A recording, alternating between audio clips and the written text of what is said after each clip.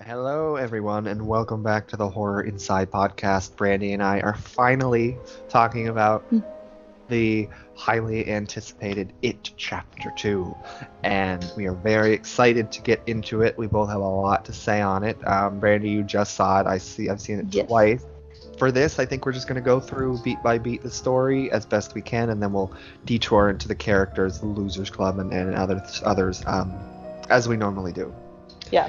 So, I guess if you want to start with that very, very brutal and amazing, like intense opening Oh, yeah. with the gay couple. Yeah. Um, yeah, I was actually really surprised that they put that in there just because I kind of forgot like that is how the book opens. Right. Haven't just a disclaimer, I haven't read the full book, but I started reading it. I definitely need to go back to it because it was really good. I didn't stop because it like wasn't capturing my interest. It's just a really big investment to get into because it's such a long big book, but um so I do remember the book opening like that, and I remember being kind of confused because Right. I had seen the miniseries before, and that didn't happen in the miniseries. Like I think with the miniseries, it just opens up with the little girl The that gets little killed. girl, which I feel like I've heard is also in the book, Oh, okay, maybe I didn't get but I that know far. I know I said to you that probably early 90s they weren't comfortable for the scene to be that brutal Oh yeah, definitely.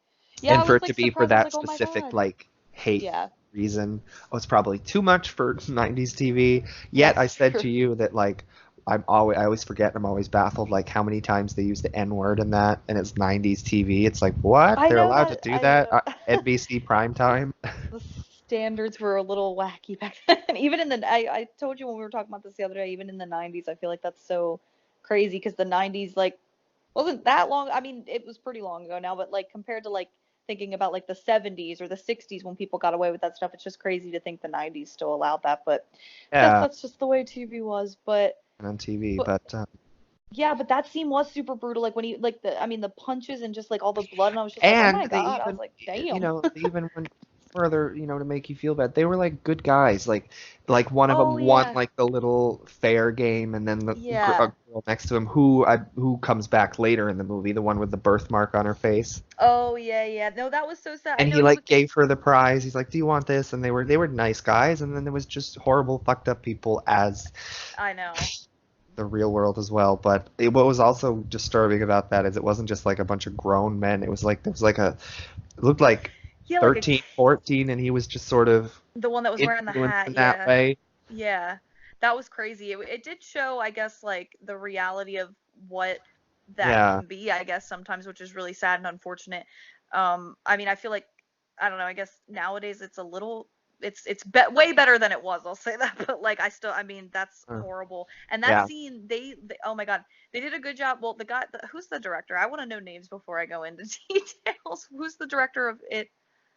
And he's also the director of Mama. Do you know Is his it name? David Muschietti?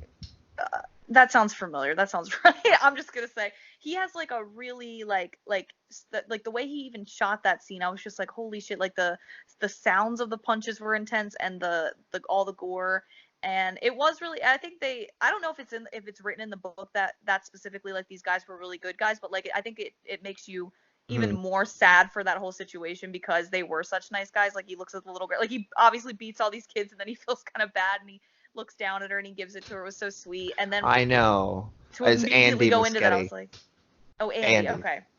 Yeah. No, But he's yeah. awesome though. But yeah, they show them as good guys, and then it's just, and I liked that it was brutal because it shows It was, yeah. how messed up Derry is outside of Pennywise, Right.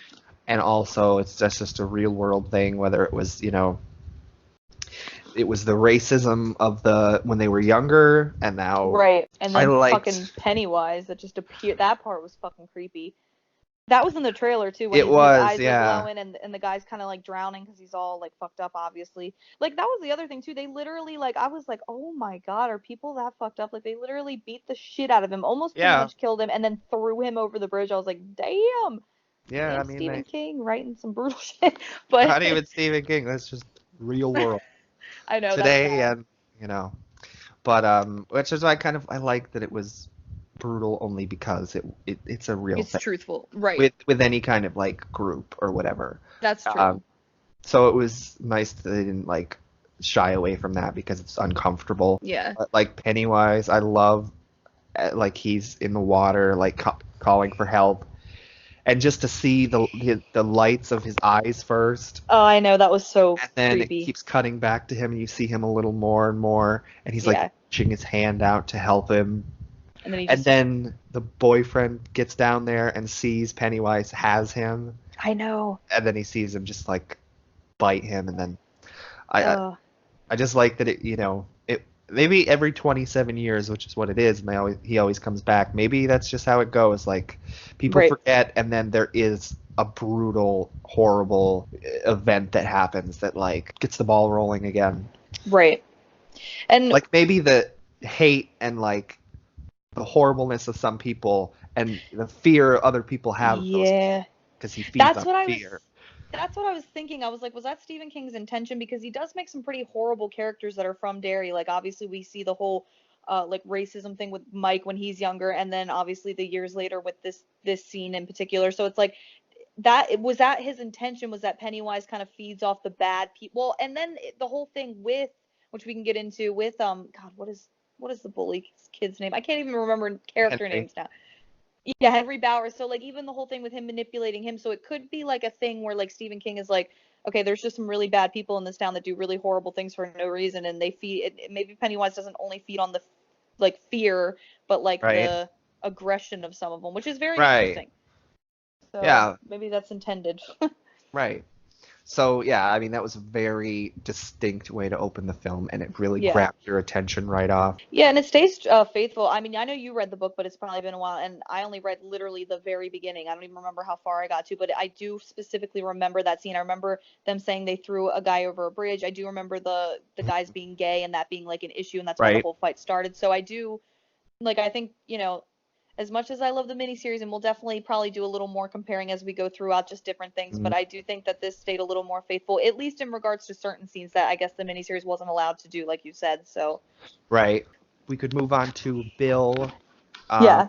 on the movie set, I liked that they, and it was a running joke. I think it was the first time it was introduced. He's like writing the screenplay, and his wife is in the movie, Audra, who only has the one scene in this. She has a bigger role in the miniseries and the book, which was interesting that they did that. I honestly thought she was going to come back like the miniseries, like looking for him. Yeah, me too. I said that to you when we kind of gave our brief thoughts after I saw it last night. I thought the same thing. I was like, wow, they really kind of like, what was the point in kind of not like, not that there was no point in having her, because she obviously could still have been like, she could have been like Bill's girlfriend or something, but for him to be like married and she just doesn't even worry about where the hell he went to, it's just kind of like, okay.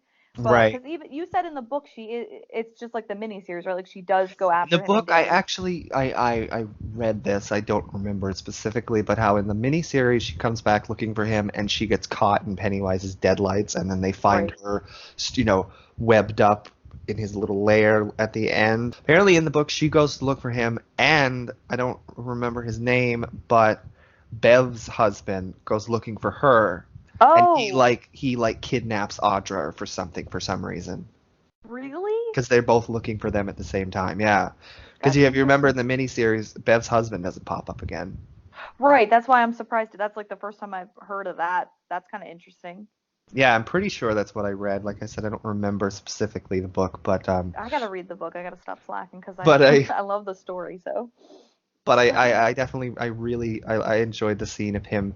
He's being like a screenwriter, and they're telling, and then like I didn't know who he was, but apparently he's a big director, Peter Bogdanovich. hmm.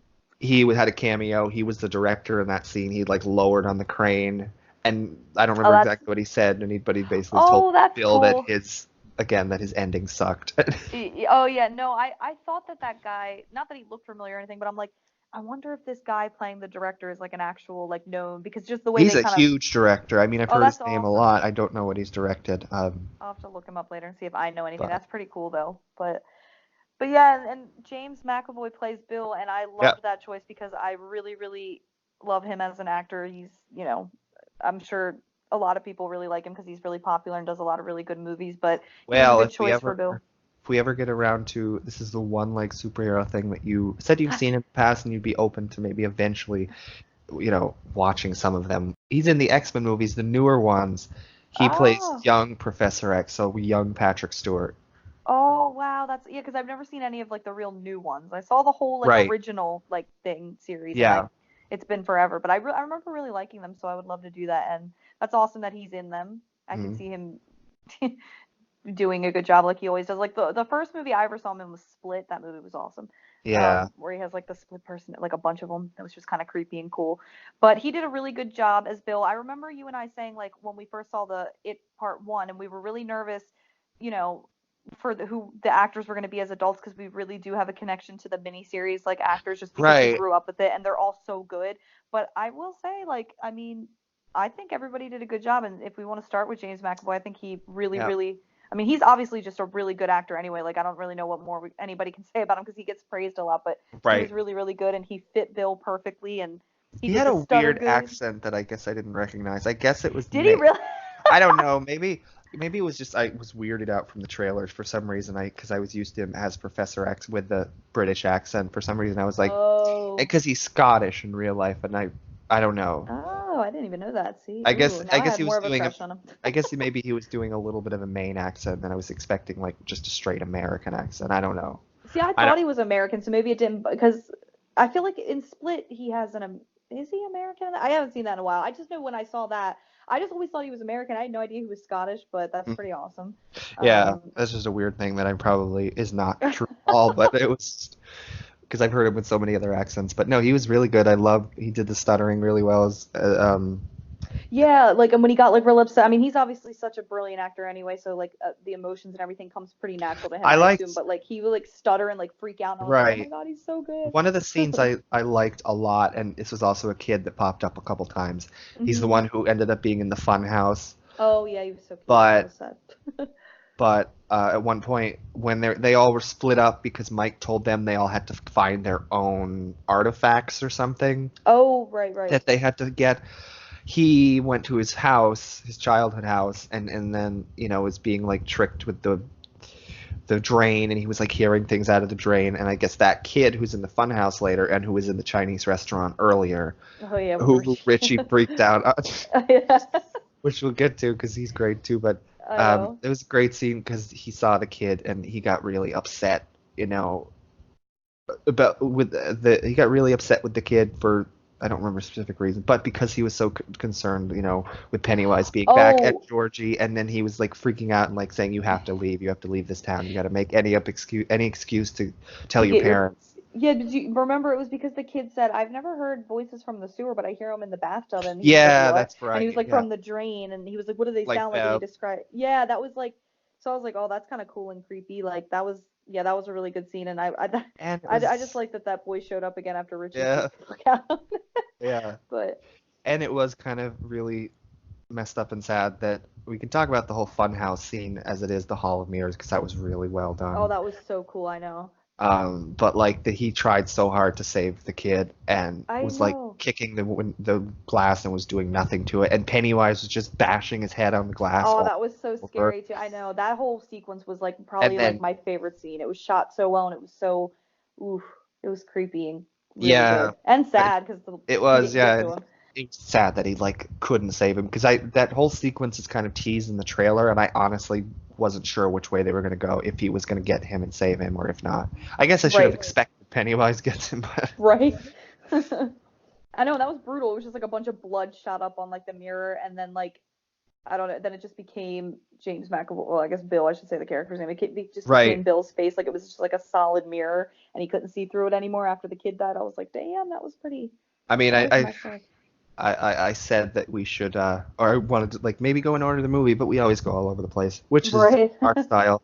But I just thought of and then the other scene, which might have even, I don't know, they were both incredibly well done, but with the girl at the baseball game, Oh, when she goes under like the bleachers and and it, she was the one yeah, at the beginning too, with the yeah. couple, and She had that birthmark on her face for the entire first time I was watching it. It took me a long time. I was like, did she have a big bruise on her face or I something? thought you know what's funny? I didn't know what it was until she said people make fun of me for People this. make fun of her for. I literally thought it was, this is gonna sound so dumb because I didn't even give it. She was at a carnival, so I just thought she had like a flower or something like face paint on, like you know how like when you're a kid Right, you and go she to was like at the the fair. fair. Yeah, that's what I mean, the fair, and you can get like your face painted with like a flower or whatever. They do that type of stuff. So I just assumed that, and then when she was at the baseball game later and it was still on, I'm like, oh, is this the same day that those guys like died, or that got one guy died, like because she still has the paint on her face. I really thought it was just like a flower painted, and then when she like pointed to it and told Right. Pennywise, then I felt like super bad. I'm like, oh shit, I didn't even notice that, and that's really sad. It was like that scene was,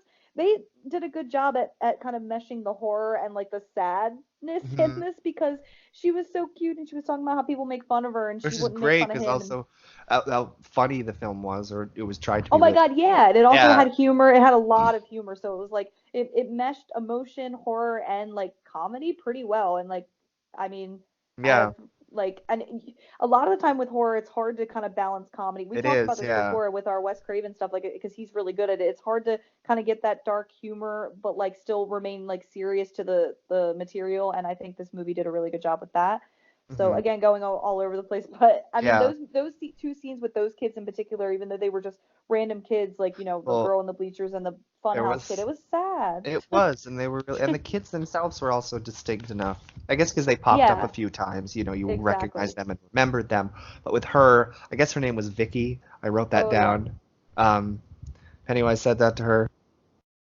But the whole, well, first of all, we just talked about funny. I love Pennywise. He was trying so hard to like trick her and get her to trust him, like we could be friends or whatever. And then when she's scared of him a little bit, and she like sort of says, I shouldn't talk straight or whatever she says. I know Right, Georgie says that, but right. and he pretends to be all sad. I literally, he's like, oh, something like no one wants to be really friends with me. Oh, silly old Pennywise. Yeah, yeah. I know. He was like, oh my god, those scenes were really, really good because like Bill Skarsgård is really good at Yeah, like and it's then like funny but tragic but scary. It's like And so then, many yeah, how things. he can just he can twist it right at the end. Because when Yeah.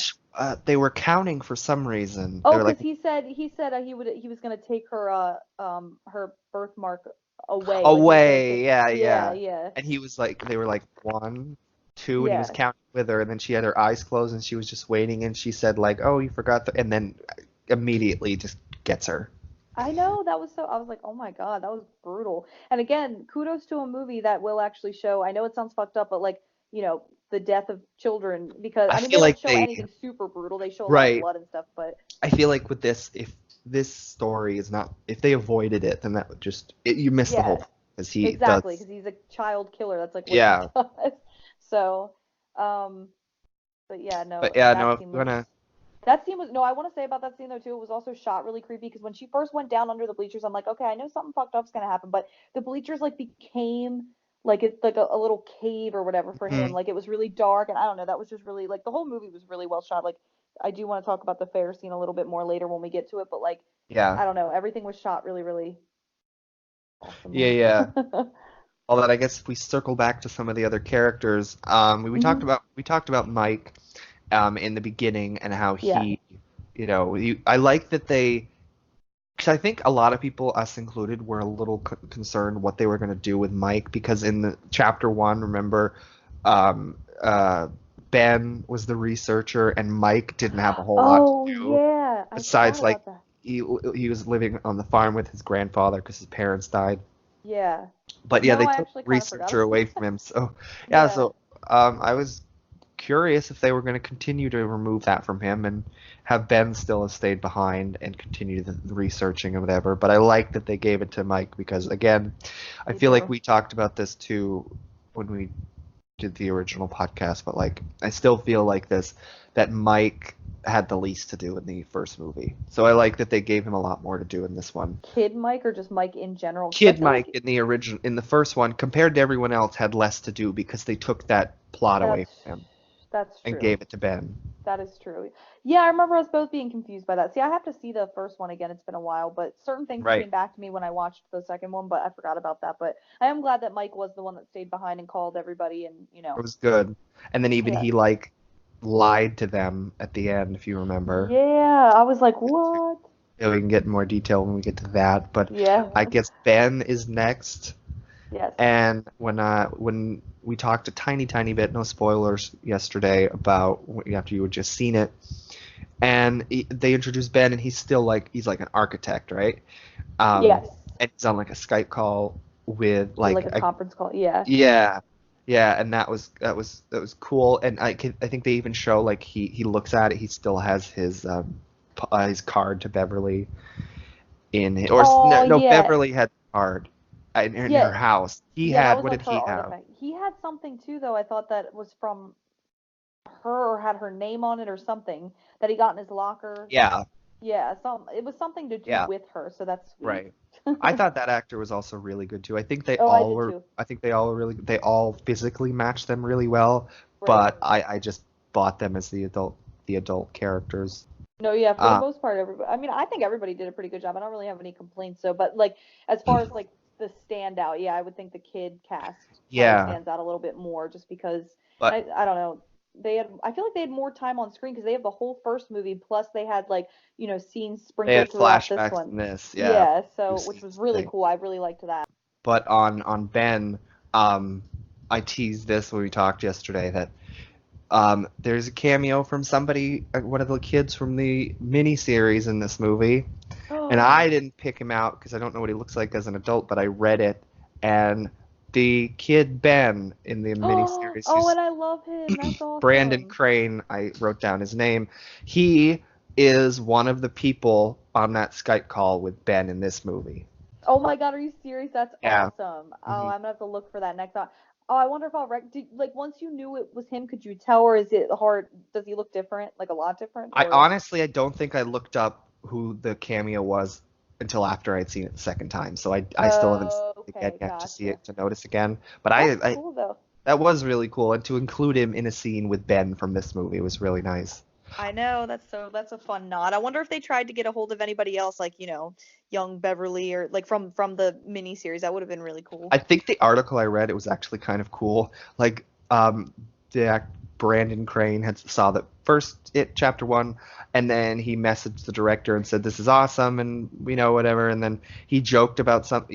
He like basically it then came back to it when they were making this movie, and the director like just it was all through like Twitter or something. He said, "Hey, you should have a Oh, cameo in this movie." It was the oh, director that's asking him cool. because he had it was nice too, See, and I it like like that director. also honors and respects the The legacy of OG. the Exactly. which is very Exactly. cool. And well, straight from the scene with Ben, I'm pretty sure I think it might have panned outside to the sky or something. There was some transition that I thought was really cool, so I made note of it. That like went to the stars, and then it transitioned into adult Stan was doing a puzzle, and it like Oh, seamlessly went from that to his puzzle. oh yeah. The Like a transitions star in this were cool. became a star went through and it was into him. And there's Yeah. not a whole lot to say about him. I think his actor looked a lot like the young one too. It did a lot. I was like, damn, like with the hair and everything. Well, in the miniseries, it was like Stan killing himself was the end of part one, like night one or whatever, and it was Right. more shocking or whatever. You didn't feel his death until the characters later find out about it, until the Loser Club Right. finds out about it later. His wife finds him and it's shocking. Yeah. But I thought, and because it was in the first, I don't know, 20 minutes of the movie, Right. I thought how they did it. They did it really well, and it was really sad. And I like that they didn't really show much.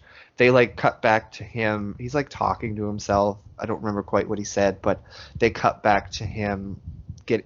Bill cuts his hand in the Oh first yeah. one for the Yeah. like the blood oath, and then it Yeah. cuts to him, and then it just pans out as he's talking. And Um, shows like all the blood in his wrist yeah, and so they everything. didn't Yeah. even they didn't even show him slitting his wrist. It just starts panning out, and that was Well, did they really in well they seen. didn't in the miniseries, did they? Because they just kind of showed him They might laying. have. I think he was also in a tub. They might have, Yeah. but they didn't. Maybe they didn't I know there was blood in a tub or something, but Didn't it wasn't. in the miniseries, Was it? doesn't he write it in blood or something, or he writes something Yeah, in, yeah, maybe, I think I maybe. remember that. Something like that. And I personally like how they did it a lot more in this because it is emotional. And again, the original was just shocking, and it was like, oh shit, he's back in this. But Right. I thought that might have been one of my favorite scenes in the movies because you're just introduced to adult Stan, you don't really know him, and even Yeah. however much you connected to Stan in the original, which I thought he was really great, and he Me was too, yeah.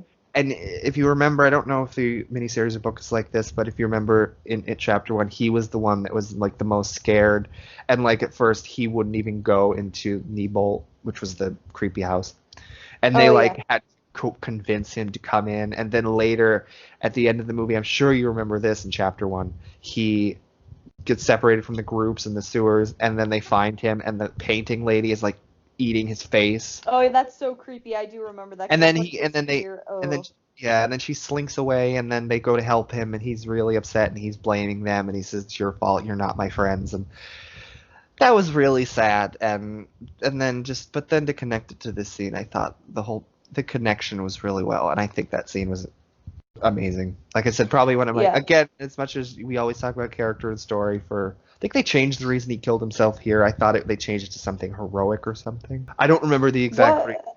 What? Like, What was the original reason? Like he I was think just he was just scared, or just? scared. Oh, I okay. think in this it had something to do with maybe you wouldn't defeat him if I was there, something like that. I don't really remember. I don't either. Even though I just saw it, I don't. But I but mean, he had like a nice like thing of dialogue at the very end of the movie when he leaves them like a little note or something. Maybe he says yeah, it in there, but I can't yeah, remember I it. think he says it then. I just don't remember. But Right. um, but as much as we talk about character and story, I like the way that scene was handled a lot because he was still, I guess, there with them in some way. Uh, Right. In a sense, yeah. I don't know if you have anything else to say on that scene um, that I didn't already Um. talk about. No, yeah. I mean, it's such like a not really short scene for much to Pivotal. talk about it, but yeah, it's important, obviously. So, and I think no, what you said though, it's like they really did a good job with matching the fucking actor to the kid because he looked Mhm. just like him. I don't know if they did something with his hair. I don't know, but he looked a lot like him. So I think that made it really sad too because it was like, no, he kind of resembles his little kid self, like more so than I think the rest of them even. Like all of them were really well matched, I think, and they all looked a lot like their counterparts. But I think he looked like the most, and it was Right. really sad. But Yeah, like I said, I'll just one last note on it. I'll give them a lot of credit for making it so effective and making you care, even if like that adult Stan had like 5 minutes of screen time. You still care. right, exactly.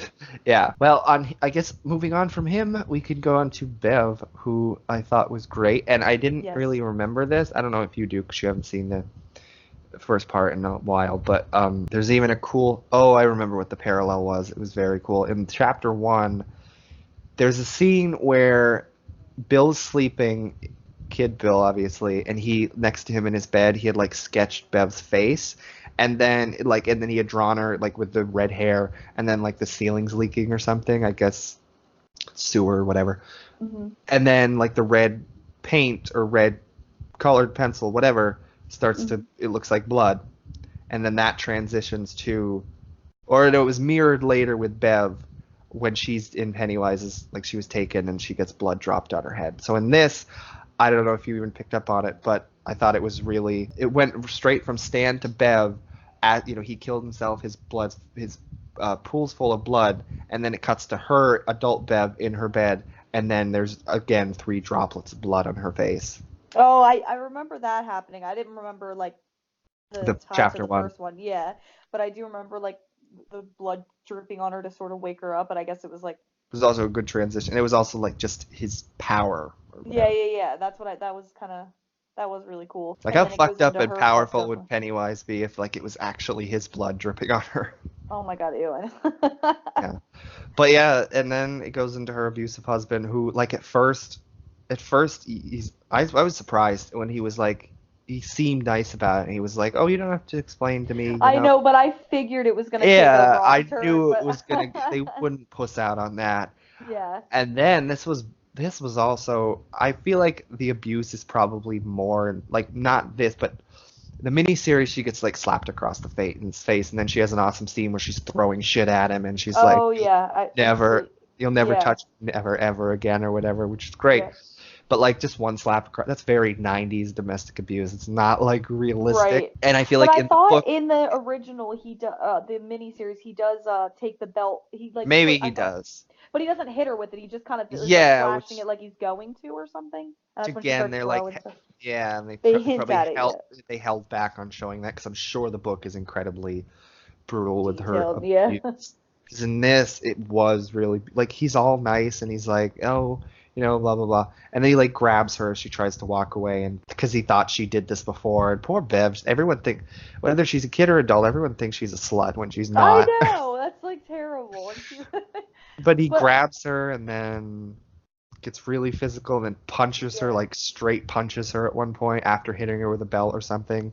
I know. I was actually really like surprised that she didn't have like they didn't like put like a mark on her face. Like I feel like she has Yeah, marks on her arms and stuff she later that did. you can see. Yeah, but you don't see really anything on her at least that I remember on her face, which he hit her pretty hard. But um, the only thing that I think is better in the miniseries, at least in regards to Bev's story, and I haven't seen the miniseries in a while either, but I did grow up with this, so I have a lot more vivid memories of that, obviously, than even like It Chapter 1. Um, but the only thing with her adult story that I think is better in the miniseries is that they give you a little bit more. Like, there's a whole scene before Mike even like calls her and the husband freaks out. It's like when like they're working together because he like Yeah, works with her, and it makes that line that he says it in this version as well, the newer version, but he says a line that says, "You're nothing without me, Bev," which could always just be a husband, like an abusive husband, just saying that to make the wife feel insecure, whatever. But I think it holds more water in the original because, it like in the does. miniseries, because he remember what he does to her at work. Like she's like, "Oh, I was thinking," like she tries to add her own ideas, and he doesn't. He tells her how to like wear her hair. He like starts like messing with her clothes. Like she can't Yeah, even have her own mind at work because they're like designers or something, and the he fashion runs the designers. whole Yeah. yeah. And he doesn't give her any confidence even at work. So I'm like, damn, like it was more fucked up in a subtle way in the original, but Uh-huh. I think it did work a little bit better. But in terms of obviously like the horrific violent part, obviously this one did better with that. But I do Right. kind of wish it was a little bit more extended. Like you saw her at work first and everything. No, that's interesting you say that because I remembered the scenes like her at work in the miniseries, but I didn't remember those specific lines. And the fact that it's called back, then it's also he also says the same thing in the new one. That has Yeah. to be also something from the book. But the mirroring of that, I agree with you, is very it's I like that because it also does probably make her feel scared. Like maybe I am nothing without him. If I leave him, then I have nothing. Exactly. I feel like that You know, whole like I Beth's think the whole only Beth wow Bev I Bev, don't know her whole thing as an adult, at least her opening was a little more detailed in the miniseries, and I figured because they for time reasons obviously they wanted to get through all the introductions as quickly as possible, like to see yeah, what all the characters were doing, and Mike has to call all of them, so I get that some of them were a little more rushed than I feel like the miniseries took its time a little bit more, but that's just like the only like little thing I would say that I kind of wish that you had seen her at work or at least like saw right. how he controlled like every aspect of her life. It Every wasn't just like their life together, but her work life and just her yeah, appearance. Like I forget what he does in the miniseries specifically, but he like she's trying to wear her hair a certain way. And he's like, no, it looks better like this, and he like puts it in front of her, and she wanted to put it behind her back or something. I mhm, don't know. Like it's just he was really fucked up. He's a fucked up character in every version. But in yeah, no, every version. no, but I agree with you. I think that I didn't remember that line was in the miniseries. And now thinking about it, like I laugh. Oh, I didn't. I don't know. I thought it was a. I don't know if it was poorly delivered or just because there was no context to it. It I seemed was gonna my say brother that. even laughed at the line because I was. it came off as like that's that's bad writing without the connection to their Yeah. business. No, I was gonna say that. I was gonna tell like the little mini story about how Ed like literally started because he's seen the original with me before, obviously like the mini series because I have it on DVD or whatever. So he's seen it, but he doesn't remember literally anything from it because it's been years and he didn't grow up with it the way I did. So when Bev's husband in this one said that line, like Ed he kind of like was like what the fuck and kind of looked at me in the theater and I was just like yeah, no, you have to like. I tried to like. I wasn't gonna explain it in the theater, but I was like, I'll tell you later. Like it made It's sense to me because very I remembered it, but it comes off like a very cliche line out of cliche. context That's what it was. It's without like the yeah. every abusive husband or boyfriend is But with gonna the context that we know, it works. That's the thing. That's why I didn't find it as I found the line like maybe you're right. Maybe the way the actor delivered it was a little absurd and stupid, but like I Right, and totally understood. I was just gonna say I forgot that. Like I forgot that Right. he said that like the mirroring in the original. So for me, that's why it probably was a little. Yeah, so I completely remembered that and like so but it's funny to see somebody like Ed's perception of it was more like, oh, that's just a dumb cliche thing for an abusive husband to say like you're nothing without and maybe it was the way it was delivered too. It was a little kind of haha whatever, but like for me I Yeah. was like, oh shit because yeah, he like ran her life in the miniseries Mhm. and I guess in the book too. And it's Yeah. implied that it's the same way in this movie because I think later on Bev talks about what she does for a living and she's like, yeah, we run and they're like, so what's your husband like? And then she just changes the subject, something along those lines. So I assume it's supposed to be the same way. They just didn't have enough time to fully explore it, which is unfortunate because I feel like I felt more bad for Bev, honestly, in the miniseries because even though it's way more brutal, the physical violence in this one, Right. and obviously you still feel for her, I feel like just that also mental fucked up Hmm. shit in the miniseries. I was like, damn, like Bev was like one of my favorite characters because of that whole like obviously her tragic childhood and then grew up to be with a man that was like sort of like her dad, I guess, like abusive and fucked up and put her down a lot. So I don't know. I Yeah. do think the miniseries, if we don't have to keep comparing them, but it's going to be hard. Obviously, it's probably going to just be a Right. natural thing we do because we're both familiar. We both love and are familiar with the miniseries. So, but yeah, other than that, but if to talk more about this one, considering we are doing a podcast on this one, Mhm. it still was a really great scene. And what's her name? Jessica Chastain, is that her name? Yep. Yep. I really, really love her as an actress. I've only honestly ever seen her in one other thing, which is shameful because I really do like her. But she played in Mama, which is so good, and she's super good in that too, and looks completely different and acts that character like it's a completely different character than Bev, but she acts it really well. And then seeing her in this, I was like, holy shit! And she does look a lot like the actress that plays young Beverly, so that was really cool, like the Yeah, red hair and the.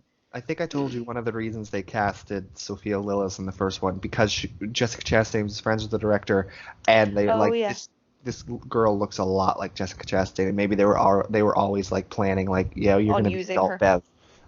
Yeah. But I do want to just add on to you mentioned like she's in a similar situation with her husband than when she was with her dad, and I Yeah. like it, and it's the same thing where like they were the losers club and then they get out of dairy and they're all incredibly successful, and I Yeah. and even some of them are repeating because they don't remember dairy much. They're sort of repeating their past steps, like Right. even Eddie sort of with Yeah. his wife who's like his Oh, like mother a lot. overbearing and yeah, Like, yeah, yeah. yeah, but I thought Bev's was more tragic because like that's a real thing. Like people will repeat those cycles of like violence and bad That's true. relationships. That's But for true. her, she was repeating it and not even like aware really what she was Right. doing. So I feel like if she Yeah. was aware, that could be a helpful thing to maybe get out of it if you're aware of your behavior. But she's not even aware that this is a pattern for her. Right. And that's actually interesting to think about. It makes it more that makes her character even more like tragic and Yeah. sad. So that's sad, Dylan. But that's true. I mean, it's a good point because it's true, but it is really sad to think of it like that. Like a lot of like she's probably the I mean, all of them had really fucked up past and childhoods, and obviously with the whole Pennywise thing. Mm, But I think her home life was definitely the most yeah. fucked up. I was thinking of that in my head, and I wanted to talk about that when we did this. Was that just the kind of comparison between the miniseries and this one, and how again for this movie though it was still well executed. And I know this movie had to sort of because I do feel like a lot of their introductions were a little more rushed than in the miniseries. I don't know how much you remember of the miniseries or how like kind of they're a little more detailed. Not even Beverly's. Like I think I remember Right. like who else was I thinking about? Maybe Bill's, although Bill does have a pretty decent intro in this one. I don't know. Somebody else's was a little more detailed in the miniseries. And Eddie's well, maybe Eddie's was kind of shortchanged because in this one he is like driving in his car and his wife is on the phone. he Eddie's gets like into the says something accident. funny. Yeah, he Oh says yeah. something funny like she's worried he's going fast or something, and he says like I'm statistically more likely to get in an accident with you on the Talking, phone. yeah, with you on the phone. And then like he hangs up and she's like, you did, and then she calls back, you didn't say love you. Okay, love you. I forget what he says. It's so Oh, funny. you didn't say love you, honey, or whatever, and he says love you, mommy, Mommy, yeah. because again the Yeah. call Oh my back god. and the repeating behavior, and he's with someone who treats him like his mother did. I know How that his mom did, the yeah. miniseries simplified that and had him still living with his mom, but this in the book, it was his wife just treated him like his mother did. Yeah, but I guess this is if we're fully transitioning to Eddie now, like the only Sure. the whole thing. I said this to you last night too. When again we didn't give too many spoilers of what we thought, but we were given our little rundown opinion. But I thought and I haven't read the book, so I don't know. But I thought in the miniseries, what the miniseries portrayed was that Eddie was actually like gay. Like he never really came out. He even has like a Right. male friend in his story in the miniseries. He does live with his mom still, but he has like a male friend that he's like with, Hmm. and I think it's for work. Cause they're do they like drive for like a limousine company? I forget what he does. He does something like that, It's doesn't he? something like that, I think. In Yeah, this, and in this, he's like a statistics analyst or something. He said. yeah, so he's like really, yeah, like he's probably better off in this one than he is in the miniseries. And I don't know what the book actually portrays, but like I remember like he's the one that's supposed to be like gay, and I think that's why he does live still at Right. home, maybe with his mom or whatever. Mhm. And he's not really, I don't know if he's fully like out because they just hint at it, they don't really say it. Yeah. But then in this one, it was like, and we're not going to talk about Richie yet, but like it seems like Richie was gay, and I guess like you said, because we were talking about this last night, and you said the book may hint that maybe both of them were and maybe kind of like liked each other, but I don't know if that's just the 2019 Right. version or if this was always Well, meant to be. But the I miniseries didn't do that. Like Richie didn't come off no. like he kind of came off like a sleazy womanizer in his later like the adult Richie in the miniseries to me always came off as like he was because he was like a actually he wasn't even a comedian in that, was he, or was he still a comedian, or I thought he was like a In the was he miniseries, they changed it. I think he was like a a DJ game host show or something, host or or something, yes, like a host. Yeah. some type of show, yeah, and he was still like cracking. He was still like the funny guy, but he wasn't a comedian. And They updated I, it to the 90s and made him like a game show yeah, host. that's true. Yeah, and I always thought that he like just kind of came off as like I never thought that the character of Richie was gay, but I did always get that sense. Even in the original, Pennywise says to young Eddie, girly boy or whatever, when he sees him in like the shower, and I always thought was that like you know a punch to like, oh, you're gay or whatever. Like I don't know. So I always thought Right. that Eddie was supposed to be gay and that Richie was just It's hinted in the miniseries and the book that Eddie is. But I right, think maybe what they did with this is in any version, Richie and Eddie have like very good chemistry and very good right, banter. right. So Oh, they do. maybe they just took it a step further. I don't Just made know. it both of them that kind May of liked each yeah. other. Oh, Yeah, which I don't have a problem with. And kind of Richie cute. also, you remember Richie was also the most upset at the end when he dies. There's Yeah. a We can get to that, but there's a fun fact. Like I had completely forgotten that Eddie died, like in the Mhm. miniseries completely. Really? So I was surprised that he died. I honestly was. I had just forgotten that fact. I thought too, so I might be super wrong. Again, it's been forever since I saw the miniseries, but I was actually the opposite of you. And I knew Eddie was going to die, but I could have sworn somebody else dies in the Well, original miniseries, doesn't but I guess not. Mike is stabbed by Henry Bowers, and then Oh he's yeah, and taken he's out kind and of he's in taken the out. hospital. Yeah, he doesn't even do the final showdown with Pennywise, does he? Because he gets like hurt by Henry Bowers or whatever. Yeah, and then in this one, Henry, like he does attack Mike too, I think, but on Eddie, he like stabs Eddie right in the face. Ooh, I know. And then he pulls it out and Eddie stabs him in. stabs him through Yeah, the shower curtain. yeah. Which was Yeah. pretty badass and cool. No, I do like some of the changes in this because I do want to say from what I remember in the miniseries, Mike is kind of like MIA for like the last half because he is Yeah. taken out in Which that like might hotel be in that they're the staying. book too, I don't know. Possibly that might be because so yeah, maybe in this one they wanted it to be all inclusive and they did bring him in. So maybe that's what I'm thinking of. Maybe only Eddie does die in the original, but I was just thinking Hmm. of Mike, so maybe that was why I was Right. confused. I don't But think anybody else actually dies besides Eddie. Um, oh, I know. And but does um, wait, Richie survives, right? Like in the yeah. original? Okay. Yeah, I'm I like don't so think anybody confused. else dies. I think anybody else dies, but yeah, I had completely forgotten that Eddie died. I think maybe just like the original, I think Eddie was my favorite character because I thought he was the Oh, me funniest. too. Like if you want to, we talked a little bit about Henry Bowers. I think all I really wanted to add with him is that I really liked his sort of the undead Patrick Hockstetter that drove him around and Oh was under the yeah. like if you remember in the asylum he first sees the red balloon Under out the the window yeah. and then he gets dragged to his room and then it's under the bed and he tries to pull it out and then And then it's it's like like yeah. Patrick. Yeah, I like that and then he That like was drove him around a lot. That he was was this undead chauffeur. That was hilarious. and And he it was was insane and I'm glad they kept Henry because if you remember the original one he falls down or the yeah. chapter when he gets knocked down that well and we were Yeah. like okay, so I guess he's not going to be in the next one. But August doesn't actually. I think the movie actually. I don't know if it's the direct opening, but it's really early on. It shows young Henry Bowers Oh, and he getting. kills his dad. Yeah, but it Because he shows does. him getting pushed out of the well, or like with dead bodies and things, so he could like push through the water system, and that's how he got out. Oh And then yeah, he went yeah. home, and that's when he got arrested and put away. Yeah, And because he killed his dad. Because in the miniseries, yeah, I remember that. Like they actually show Henry Bowers like stab his dad or whatever. But don't yes, they? Because I in kind of the remember that. miniseries, Yeah, in the miniseries. I don't remember. I don't Oh, remember much about Henry Bowers in the original, besides he there's looks like like a. a 50s greaser. He does. Well, that one. Remember that one takes place in the Yeah, 50s and then technically, they or updated 60s. Henry chapter 1 to have the 80s The mullet. mullet, I love that. And oh my god, remember somebody says that to him, like, oh, I think is it Richie or is it Eddie that says like, get rid of your. I think it's Eddie because Eddie's still one Oh of his yeah, actors. yeah. Yeah, Like, get rid of he's your like, mullet already. It's like it's been really out of 30 style. years, Yeah, shave it's your been fucking 30. mullet. And Yeah. he's like with his Eddie's the great. he got the wound in his face and he's like trying to skirting out of the room. It's been Yeah, 30 he's years, shave your great. fucking whatever he said. Oh, that was great. Yeah, there were a lot of really good one-liners from both Richie and Eddie, like you said, and they were the Yeah. best. I think they were the best as kids. I mean, all the actors were superb as kids. Like Bill was really good, but in terms of like banter and like funny moments, like you said, like Eddie and Richie in the first chapter were hilarious, and the actors had really good chemistry. And then they picked just as good as actors when they grew up because oh my god, they are so funny. If you want to, we can go. I mean, we talked about Eddie. If you want to go into Richie, I don't know if he was next or if he is he the last one. Did we He's the talk about last one everyone? we haven't talked about. Because Yeah. he is my okay. I said yesterday I was gonna tell you who my favorite was out of the adults, and it's definitely him. I mean, how could it not be? Like, Oh, his banter and his chemistry with Eddie is amazing. Like I know. the weekend, it was my next note. Anyways, we can move to the Chinese restaurant scene.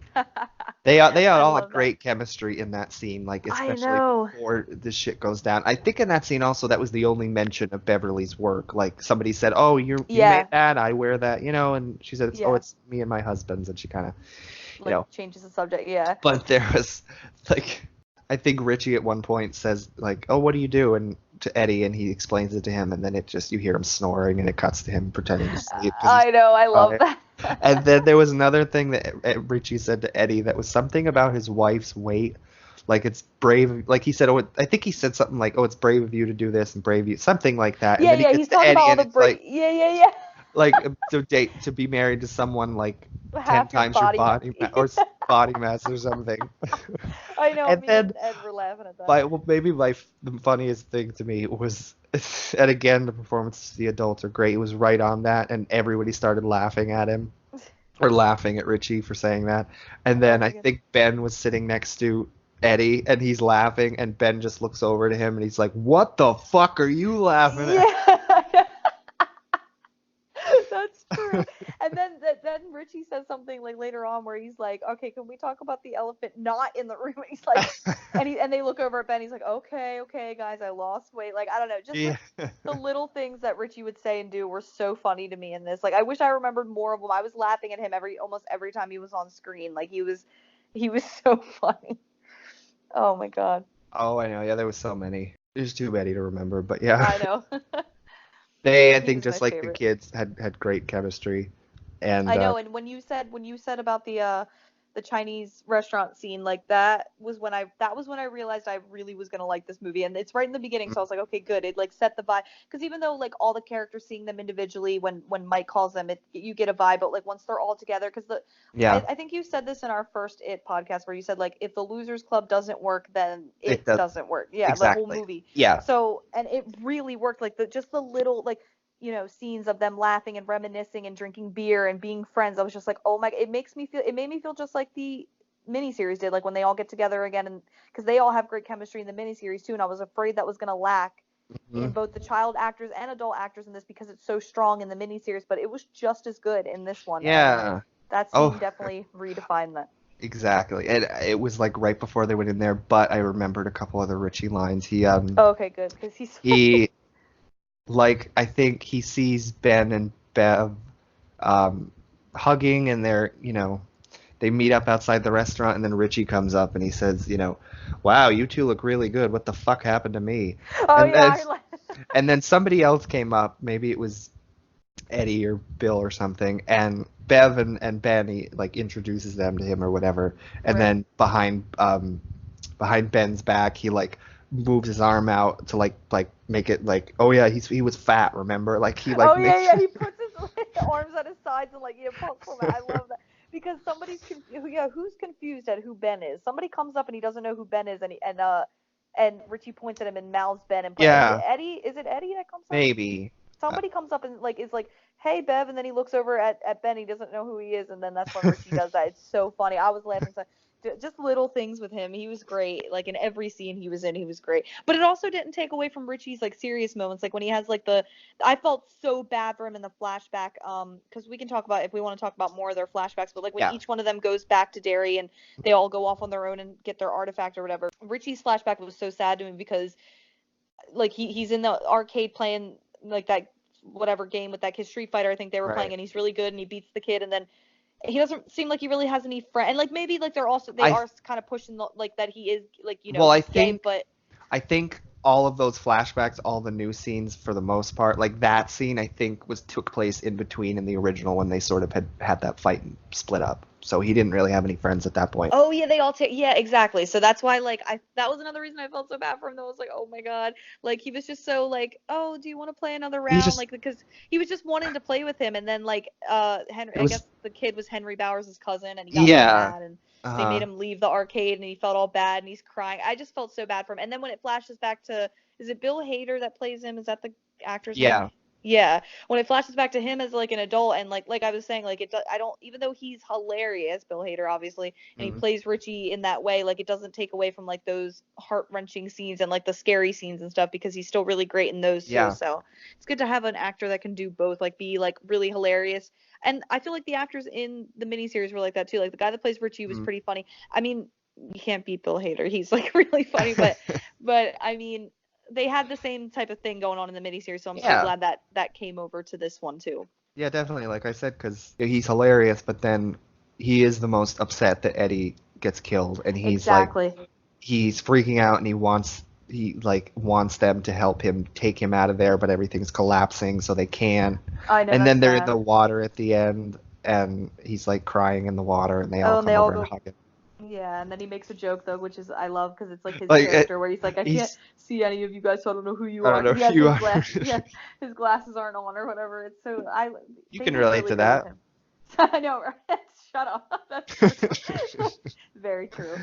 Oh yeah, but Richie was done really, really well. He was my favorite, definitely. He was. Like he was undeniably my favorite. Like as soon as he came, I mean Eddie was really good too. All of them were good, but I mean, Eddie made me laugh a lot, but if I had to pick a favorite of the adult actors, it would be Bill Hader as Richie. It was so good. And I know Bill Hader's from like Saturday Night Live, and he's also like done a lot of comedic things. So it's like I forgot where I'd seen him before, and then I was thinking back, like, where have I seen him? He actually it's just a brief little moment in The Office, but I was like, oh, okay, because they're kind of parodying Saturday Night Live or whatever, and he like is there. So I was like, so he's obviously known for more comedic stuff, but he's actually a really good serious actor too. I think he's on an HBO show now that he's like, that's more of a drama that he's supposed to be really good on. And you've said before, we both kind of like early South Park, not today, but I think he was a writer on South Park for a while too. Oh, really? That's awesome. See, he was known for his comedy, but he's good. That's why I think like getting an actor that's, maybe did comedy, I don't want to say he's just a comedian, because obviously he has like a wide range of talents, but I think somebody that's more known for comedy to play like a comedic character, I think it really helped. Yeah. And maybe some of his stuff probably was improvised, because on SNL they have to improvise a lot, like almost all their shit. So I'm like, sure, some of his lines and certain things were like I want to say that maybe not, that maybe it was in the script, but like I want to say when he does put his arms out and is telling, I think it's Eddie, that's Ben and he just lost a bunch. Like I want to say that was probably improv, because that's like something like in real life you might do if you're described like, yeah, you used to be a lot heavier. Like I don't know, that was just great. I forgot about that, so I'm glad you reminded me of that, because I was dying when he did that. Yeah. It was like such a subtle thing, but so funny. And wasn't his first reaction to getting the call? I think the first time they cut to him, he like bursts out of like a door and then just pukes over the edge. Ew, I know when they showed that, and I'm such a baby when it comes to seeing puke. I turned away and I was just closing my eyes, and Ed's like, "What are you doing?" And I'm like, "Ew, it's puke." Like, but yeah. I think he does that in the miniseries too. I think Richie has There like was that same reaction. I yeah think, and he wants to drink and something before he goes out on yeah. stage or whatever. There was just one other moment that I remember with Richie. Like, they had all come back to the little townhouse, I guess it was, Hmm. and Ben came down the stairs or something, and so they said like, oh, Mike convinced or somebody convinced Richie to stay, and then they cut to Richie outside, like pack all of his bags I and he's know, leaving. I love that. It was And the he's cut driving that made away and that. he's talking to himself. He's like, yeah, fuck them. I don't know them Fuck them, anything. yeah. I think it was the cut too that made that so Yeah. funny because it's like, oh, he's gonna stay, and then you just see him like frantically trying to find a way out. He's like up on the fire escape, and he's like, fuck, like he's trying to look down for a way down. It was so funny. He just has really good comedic like timing and like expressions and just the way he delivers his lines. Like he was, I think, perfectly cast. Like again, I think everybody, and I was super hyped when I like I said when I saw that Bill was played by what's his name, James McAvoy, because I really like Mm. him as an actor. So like I was excited about that initially, and he's still amazing. I think all the actors are. I love Jessica Chastain because I love her in Mama, and I think she does amazing in that. So I was familiar with some actors, like all the actors, but I really think like Bill Hader, he just like steals the show with his performance. It's just so good. But all of them are Yeah. women, have really great chemistry. And I don't know who the actor that plays Eddie is, but he was like really really good too, and really funny, and had that same kind of chemistry that those two characters need to have. So Right. that was I really good. think his name is like James Ransone, but he's like more unknown, which I like. I Yeah. know we liked the kids a lot because they were pretty much all unknown. I think the only one I had Yeah. recognized was Bill. I had seen him in a movie once, just one Right. movie. And then Kid Richie is on Stranger Things, so I don't know what I saw Oh yeah, first. I knew him. Yeah, I But I knew liked him. that they were unknown because it connected you to the characters more. So I Right. liked that like half the cast, the new cast is unknown kind of, and then the other half are more well known, like Bill Hader and Jessica Chastain and Bill James McAvoy. Yeah. James McAvoy. Yeah. I like that. I do like that they weren't all like big celebrities because again, that would take you out of it, and then you lose connection. I wouldn't feel a connection to the Losers Club if it was some big celebrity. No, I agree. I think you and I always talk about that. And we talk about that with like even like we always bring up Resident Evil in every podcast, even if it's and again, here I go. I'll be the first one to do it. But it's like when we talk about the Resident Evil characters, how we would never want them voiced by like, famous because that's like a big thing nowadays. A lot of people like, Norman Reedus did like a game and they even like face modeled him and they're starting to use like, Willem Dafoe and what's her name? God, what was that game called? Beyond Two Souls, where they like scanned Willem Ellen Dafoe Page. and Ellen Page. Yeah, that was a really good game. I'm not hating on that game at all. I really actually enjoyed that game and liked it a lot. But they're like, I feel like they're starting, and that was like a couple years ago, so that was a bad example because it's not like really new. But I feel like they are starting to sort of. Kevin Spacey was in one too. He was in like a Call of Duty game where they scanned him, and I think they are starting to kind of use celebrities, and video games are becoming so big that they're doing that. And me and you always said we really hope they would never do that with any Resident Evil character, even like a newcomer. I would not want to see like a new Resident Evil character be played by like Leonardo DiCaprio. It would just so Right. take away from the series and like Right. then you just see them as like Leonardo DiCaprio or Kevin Spacey. You don't see them as that character, and it's just like takes away from it. If George Clooney played somebody or something, or Brad Oh Pitt said yeah, he was supposed to play Lewis Creed. something. That would have been weird. But just wrapping up on the Chinese restaurant scene, did you like Oh yeah. all the little creatures that were busting out of the in the original miniseries? It was more practical, obviously, but these were Right. CG, and it's like there was like a flying, or there was like a baby bird and like a flying Yeah. wing and an eyeball. Well, and here comes my first complaint of the movie. I was saying last night, so this scene popped in my head when you and I were talking last night, and I almost let it slip. And I'm like, no, I'm gonna wait for tomorrow to say any of my negatives because there aren't very many negatives. So I did want to save Hmm. them for the podcast, and I want to know if you agree, disagree, or we, somewhere in the middle. I didn't totally hate it, and I understood why they use CG. Obviously, with the technology we have today, anything can be CG. It's fine, whatever. But I think because I have an original in my head that I can compare it to, and because it looked more practical and therefore to me Yeah. more realistic. Because the one thing I love about the restaurant scene in the miniseries is when Bill his cookie starts opening, and or you just see a fucking like hairy like spider leg poke out, and Yeah. you don't even see the full spider. It never even fully breaks out because he just covers it up with like a napkin or something because he knows what it's gonna be. It's just like this really creepy, and it's practical. Obviously, it's not CG, so it looks like a real hairy like fucking tarantula leg. And I'm fucking Mhm. terrified of spiders anyway, which we all know. So when that happened in the original, it kind of gave me like the heebie-jeebies. I'm like, oh, like a hairy spider, and it's just one little, well, not little, but one leg that pokes out, and then he covers it, and you don't actually see it like fully hatch out. So like to see everything, and then like that weird like crying mini baby thing was really weird. I get the baby bird thing because I think that even happened in the miniseries. It Right. was, but like Wasn't there there was like an actual. also there was like kids' heads in the fish tank singing? Oh, that was cool though. I like that part. I don't know if you do. I actually thought that part was kind of eerie and weird and creepy, but like. I think I was also 50-50 on it. I think what I never understood, I guess because Yeah. Pennywise it is the thing, but Right. I guess in those, because it's a mini series too, like I never really understood the point. Like, is he just, there's no point to some of those things. Like, it's just creepy things that he's putting out there. Like the kids' heads were cool because of the kids he's killed, but Right. like Well, I I always thought there always should have been more symbolism with what they were seeing. Like maybe there were with some, I but always like thought it was like that he shows them because I thought that they said this in the maybe like the miniseries that. baby bird could have been for Mike because he grew up on that farm with But his grandmother. I don't know. I always thought like it was because he was showing them like their biggest fears, or not even like because Oh that's like yeah, very but I like feel he's like showing that them, could have but been they more. specific That should have like been more explained. established in like an Right. adaptation. Because I always thought even the miniseries, it was just like okay, and like but one of them is afraid of eyeballs or something, and Well, maybe they're afraid of Cyclops. I don't know, or they're afraid of, I don't know. Yeah, they're very like general fears, like oh a spider, oh like a weird dead bird, which I guess is a little more specific. They're all like very like vague and general.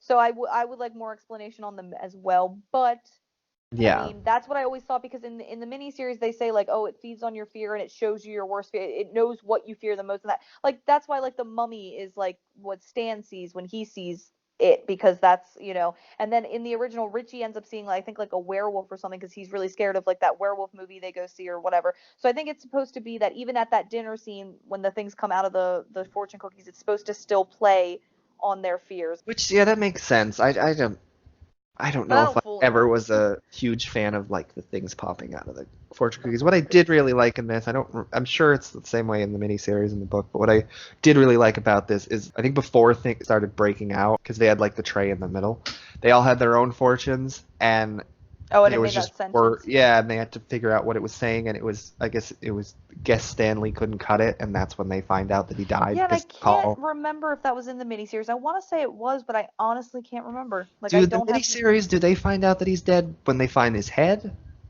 Oh, maybe that's what I'm thinking. Maybe, or Because maybe. I liked the fortunes, and they had to figure put it No, together I and piece liked it that together. too. I think I can't Um, remember. That's bad. I need to watch the miniseries again. I think, or do they end up calling his wife like they do in this one, and they find out that way, or they just? Because I feel like they have to find out before they see his head, right? I don't know. Maybe not. I don't know. I'll have to see that one again. But yeah, yeah. Continuing off of that though, because that is in this one where they find out that Stan died, and then they call his wife, and then she tells them what happened. There, yeah. because I think this movie, one of the opening scenes is Beverly. I don't think it was from the original, but it was from a scene that was in the original before they all Hmm. split up and left. And it was Beverly talking about when she was caught in the deadlights. Oh yeah. And I think she was saying, I saw us Yeah, when she we're got the our shining. parents' age. Yeah. But she was saying, I saw us when we were our parents' age and we were back here. And and then in this one, she's like really wrecked about it because she was saying like she's been having dreams and she like has seen all of them die because she Right. saw Stanley. Well, what I really liked from that, which is kind of messed up, and it's like there's really cannot escape it no matter what they try to do, whether they came back or not. She said something that she saw how he died, Stan died, and then she said, I've also seen how we die, and we something like we end up the same way as Stan, which made me Oh think. yeah. So ultimately, would they all eventually kill themselves too, just because of the powers pushing them that way? That's interesting. There was a line in one of the trailers that wasn't in the movies that I remember now because that's what I kind of think about it, where she said, "It consumes us from the inside until we don't have a choice anymore," which makes that kind of goes like it consumes them until they don't have a choice but to kill themselves, which is fucked up because then there is no escape from Pennywise, whether they came back or not. Right. Her vision showed her they were all going to end up similar to Stan. Yeah, that's fucked up. Damn, Stephen King and his dark story. I liked that too because I don't think that was at all in the miniseries, like Beverly having this shining thing or whatever. But I don't think in the miniseries as a kid she was never caught in the deadlights because that was the explanation of why she was able to see these things, because in the first one she was caught in the deadlights. Was that in the book or do you not remember? I don't know. That specifically? I don't that's know. Cool. Interesting. I need to read the book and stop asking questions. Just read it, but well, we could sit down and read 1,000 pages. Let's do a podcast. Do a live reading 1,000 pages. Live reading. That would help us get it through it. We could do like an audiobook and then when we fuck up, you just cut around it. Yeah. There was one thing from the book that I heard, but I don't actually remember it. It was Mike's initial, he was talking about, the Native American tribe that was, right outside of Derry. Mm-hmm. And they had that part confused me. I know. That is from the book. I believe it's Stephen King. He did Native American burial ground, the Indian burial ground in Texas. I said when that scene came on, I leaned over to Ed and I'm like, that's so Stephen King. Really, it is. Yeah, and they said they had figured out some way to keep him away, and maybe it was because you remember he put something in the drink he gave Bill, and then Bill started to hallucinate. Oh, and see the freak vision. out. Yeah. You have to see and James McAvoy was funny in that he was like, ooh, he felt all fucked. And then if you remember, that ended up being nothing because all the artifacts, everything he had learned from the Native Americans turned out to be worthless because he was like, well, we can do it because we're not scared or something, but it ended up not working either. Everything. I don't understand why. See, the only thing I got confused on with the whole Native American subplot thing, I was like, okay, there's this whole story. They're even kind of showing little visions of it, like when Bill drank that stuff and he was seeing, but then it ended up being for nothing in the end. So what was the point of it? Maybe it was just for nothing because, I don't know. I know it's from the book. I mean, and that's fine if it was just a Stephen King thing that was in the book and they wanted to include it. That's cool because Stephen King. It is also incredible. I know the general idea of it that the turtle, the universe. Oh yeah, there's the turtle's back, but it's there's so much fucking crazy shit in it that it's I guess you don't. That's true. You're not gonna understand it all. You think about it, it's the killer clown. It's no. No, it's not. Stephen King. I don't know when he wrote this book, but I wonder if he was still on some stuff. It's true.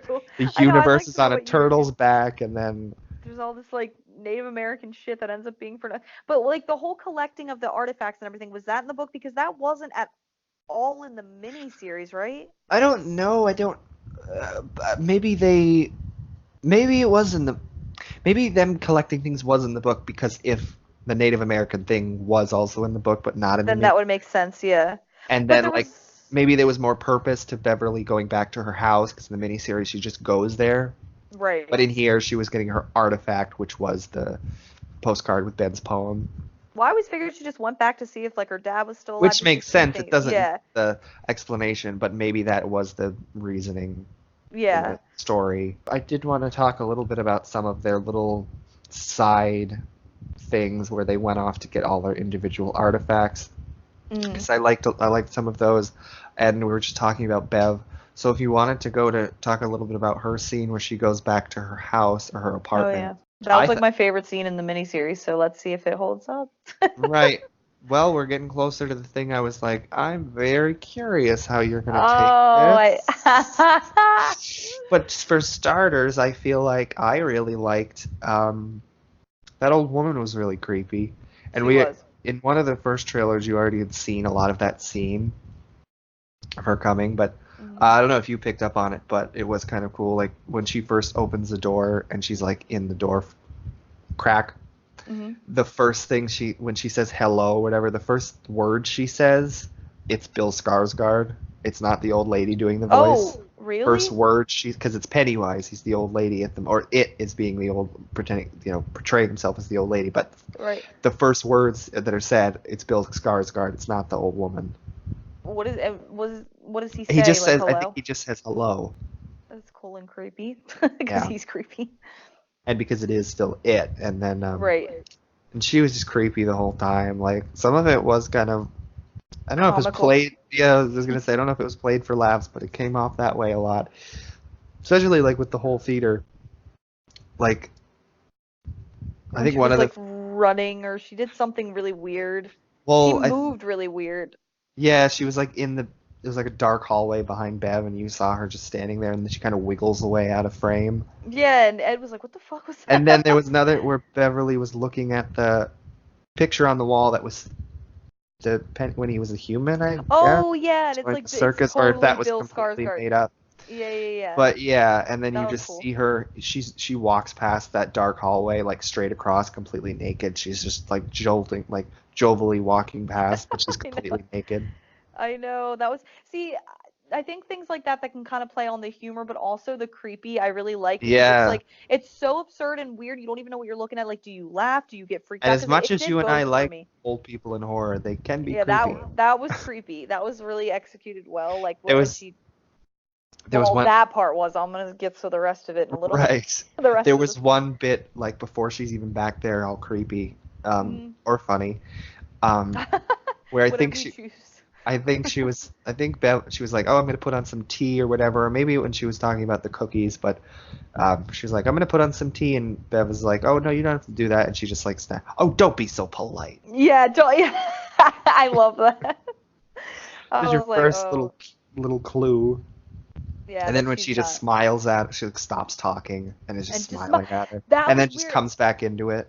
Yeah, it looked like she like and like again, like I feel like some people, I think it just depends on what your taste in horror is. Some people probably found that whole scene like comical, but I found certain, don't get me wrong, like when she like wiggled by all naked and stuff, I was like, oh yeah, haha. But it also did leave like because I knew what was gonna happen, I was anticipating it because I'd seen the miniseries and I know what that scene entails.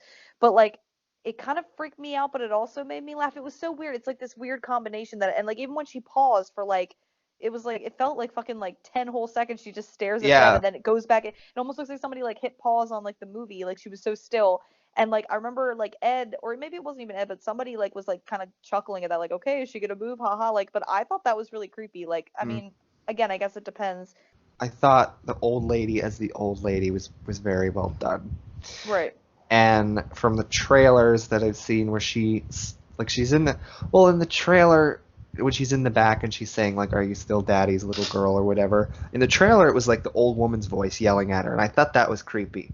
In the Right. movie, they like made it really deep and like demonic, which I guess was good. Oh yeah, But I kind yeah. of liked the in the trailer hearing the old woman scream at her. I liked that a little better. But Yeah. then when she stomps her way out, I honestly was expecting her to just be the old lady, just completely naked, going at her, and it would have reminded me of The Shining, which I Yeah, instead of thought, a fucking like cartoon villain thing you coming know, like well, what did I say to you when we last talked about it? Like, just like that there was something from another movie that's a comedy that reminded me of this that you also like, especially at the end when the big giant cartoon old lady pops out of the water and drags Bev down. Oh yeah, I remember And that, she's yeah. like time to float, and it's a very cartoony voice. But like, Well, who are you comparing? well, Because now I'm curious. Now I'm like running through to movies in my head me, trying. especially that moment and how cartoonish it looked. She looked like she could have been a villain, one of the monsters in Scooby-Doo 2 Monsters Unleashed. I feel like she She could fit in that does. movie. Oh my God, she does. Like she looks like, yeah, like a And her voice cartoon. was very, Oh, that was honestly my whole opinion of the scene. I agree with you up to the point like when she runs out. I think the scene was eerie and creepy and paced well, and the old yeah, lady was fine, and there was those quirky, like funny but also really eerie moments of her walking back and forth in the right. dark room or whatever.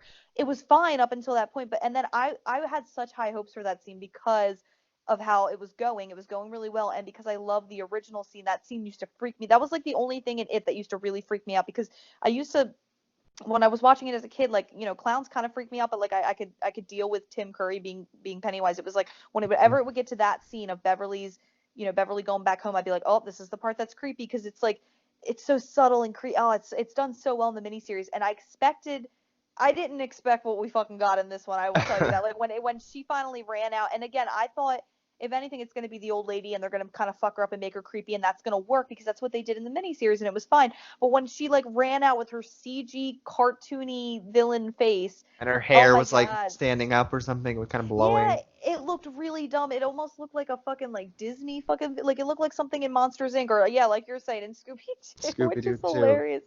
Oh my God, like it was bad, and I was really disappointed because I had such high hopes, and I was hoping that, okay, they got a really creepy old lady, good, they just got to mess her up a little bit, and she'll work for this scene, but they just completely went overboard, and I was sad because this movie was directed by, and I could see hints of that from the first one and this one, by the same guy that directed Mama, and Mama is such a bold statement, but like one of my favorite horror movies of like the modern era of horror movies, because it came out I think in like 2013 or something. I forget exactly the year, but so for a newer one, I really like that, and I can see from that director things from Mama in it, and I'm like, oh, that's so cool. He's really good with like, I mean, obviously there's a ton of jump scares that's bound to happen in a new world, but he's also really good with like little eerie shots and stuff. Like we always Mhm. talk about like Pennywise's eyes, which is that's credit to Bill Skarsgård too, because he can do that fucked up thing with his eyes. But like I don't know, he's like the director's really really good with certain shots and pacing things. But when that thing ran the fuck out, I'm like, really? Like, cause they did the painting so well. Stan's fear in the Yeah. first one, the painting of the she kind of looks like Mama. That's honestly what Mama kind of looks like, but she's a little more fucked Mm. up. But I was thinking, okay, he's good with like eerie like women, which is like my biggest fear. Like I don't like creepy, Right. decrepit, creepy women. So I had such high hopes, and when that thing ran towards the camera, I was like, I looked over at Ed and I was like, really? That it was so absurd, and I think it was so absurd that again it made people laugh more than scare them, because Ed was like, what the fuck? And it had like boobs and shit, and I was like, what the fuck? See, yeah, and like I said, I was really kind of hoping for it to be a Shining situation because they would have just been disturbing. To It was pay that weird. 75-year-old woman a lot of money. But Just make her into this. I feel like I mean, obviously most of it was CG, right? Like, or the whole thing the whole running. thing was Yeah, CG. That was yeah, no, it there looked. was nothing. Yeah, I didn't. That was kind of a letdown. I will agree with you on that. Some of their other um, like side things that they were doing individually that I'm curious your thoughts on. Oh, but I'm looking at my notes and it's another. Remind me, this is all over the place. But Richie, they went to the clubhouse, and I like the whole flashback clubhouse where they were wearing like the hairnets because somebody was afraid of spiders getting in their hair Oh, or I know. something. But I think Richie, like the adults, and he was like pretending to be. He made a voice and came out of the shadows like to scare them. And then my note is literally, didn't he like at one point he's like, didn't he used to dance like this? And he like pretended to do a Yeah. dance. Oh my God, I forgot. I wanted to mention that. I'm so glad you remembered that, because I literally looked over at Ed and I said, that is awesome, because this is showing that a character is actually mocking like the thing that they're all fearing. Didn't he used to? He's like, remember? And he's like doing it, and they're like, shut up, Rick. Like they're all taking it seriously, and he's just like, and he's like, what? I'm trying to lighten the mood or whatever he says. But I love that. That had me dying because I did not expect that. That was like very different Yeah. and unique for a horror movie to do that, for them to just mock the villain of it like that. Oh, that was great. But if we wanted to jump from Richie, because I just mentioned him, to his scene, his like artifact scene, came Oh off of. yeah, You talked about it earlier. It came off of his flashback at the arcade, and then it cut yeah, back to him. which made me sad. And this is something else I'm curious, because I feel like a little while ago you mentioned that you were like scared of like giant statues, Oh yeah. right? Well, that's why those I was talking about those topiary animals earlier. Like Yeah, they freak me out too because they're just giant carved thing like that. I don't know why that just weirds me. That's like, and apparently that's a real phobia. I've looked it up. I don't know if I exactly have the phobia, but I do freak out when I'm around big any type of statue. I could right. never go see the Statue of Liberty.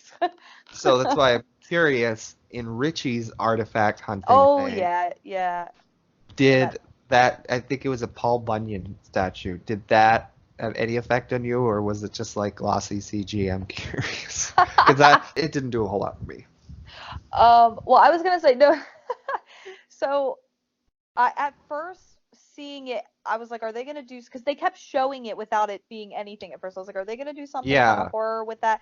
And then when Pennywise was just like, oh, was Pennywise sitting up on top of it before or after it came to life? It came to life, no, because that was after, because he was talking to adult Richie when he's sitting on it, right? Mm, Because the flashback, yeah, already had happened. right. I don't know.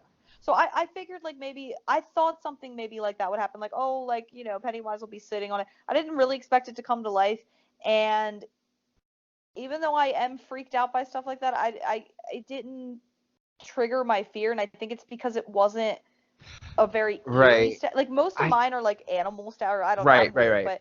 but it was weird, and like the teeth looked kind of weird and kind of fake, and like I don't know, it kind of came off this is gonna sound bad, came off kind of cheesy and dumb, but Well, what I will say, which can lead me into the next thing that I'm curious. Like, I guess they all have their own kind of monster to deal with in each right. one of these things. For me, most of them, I think, I'm trying to think of one that maybe didn't, but most of those monsters to me all gave me the same impression. That was one thing I wasn't too impressed with. Like I the thought, monster designs. I thought, well, just the way they were presented, like, I think Right. it was them trying to poke fun at the sense of humor of it, which I guess Right. it worked for what it was, but there was no those things played into the humor, but there was no scariness to them Right. No, because I then agree. Well, at least for the first two we talked about, I agree. I don't really right. remember any others. Well, I'll let you remind the me. other one that was didn't do much, that was again leaning too far into the humor for me, no fear at all, was when Ben went back to the school,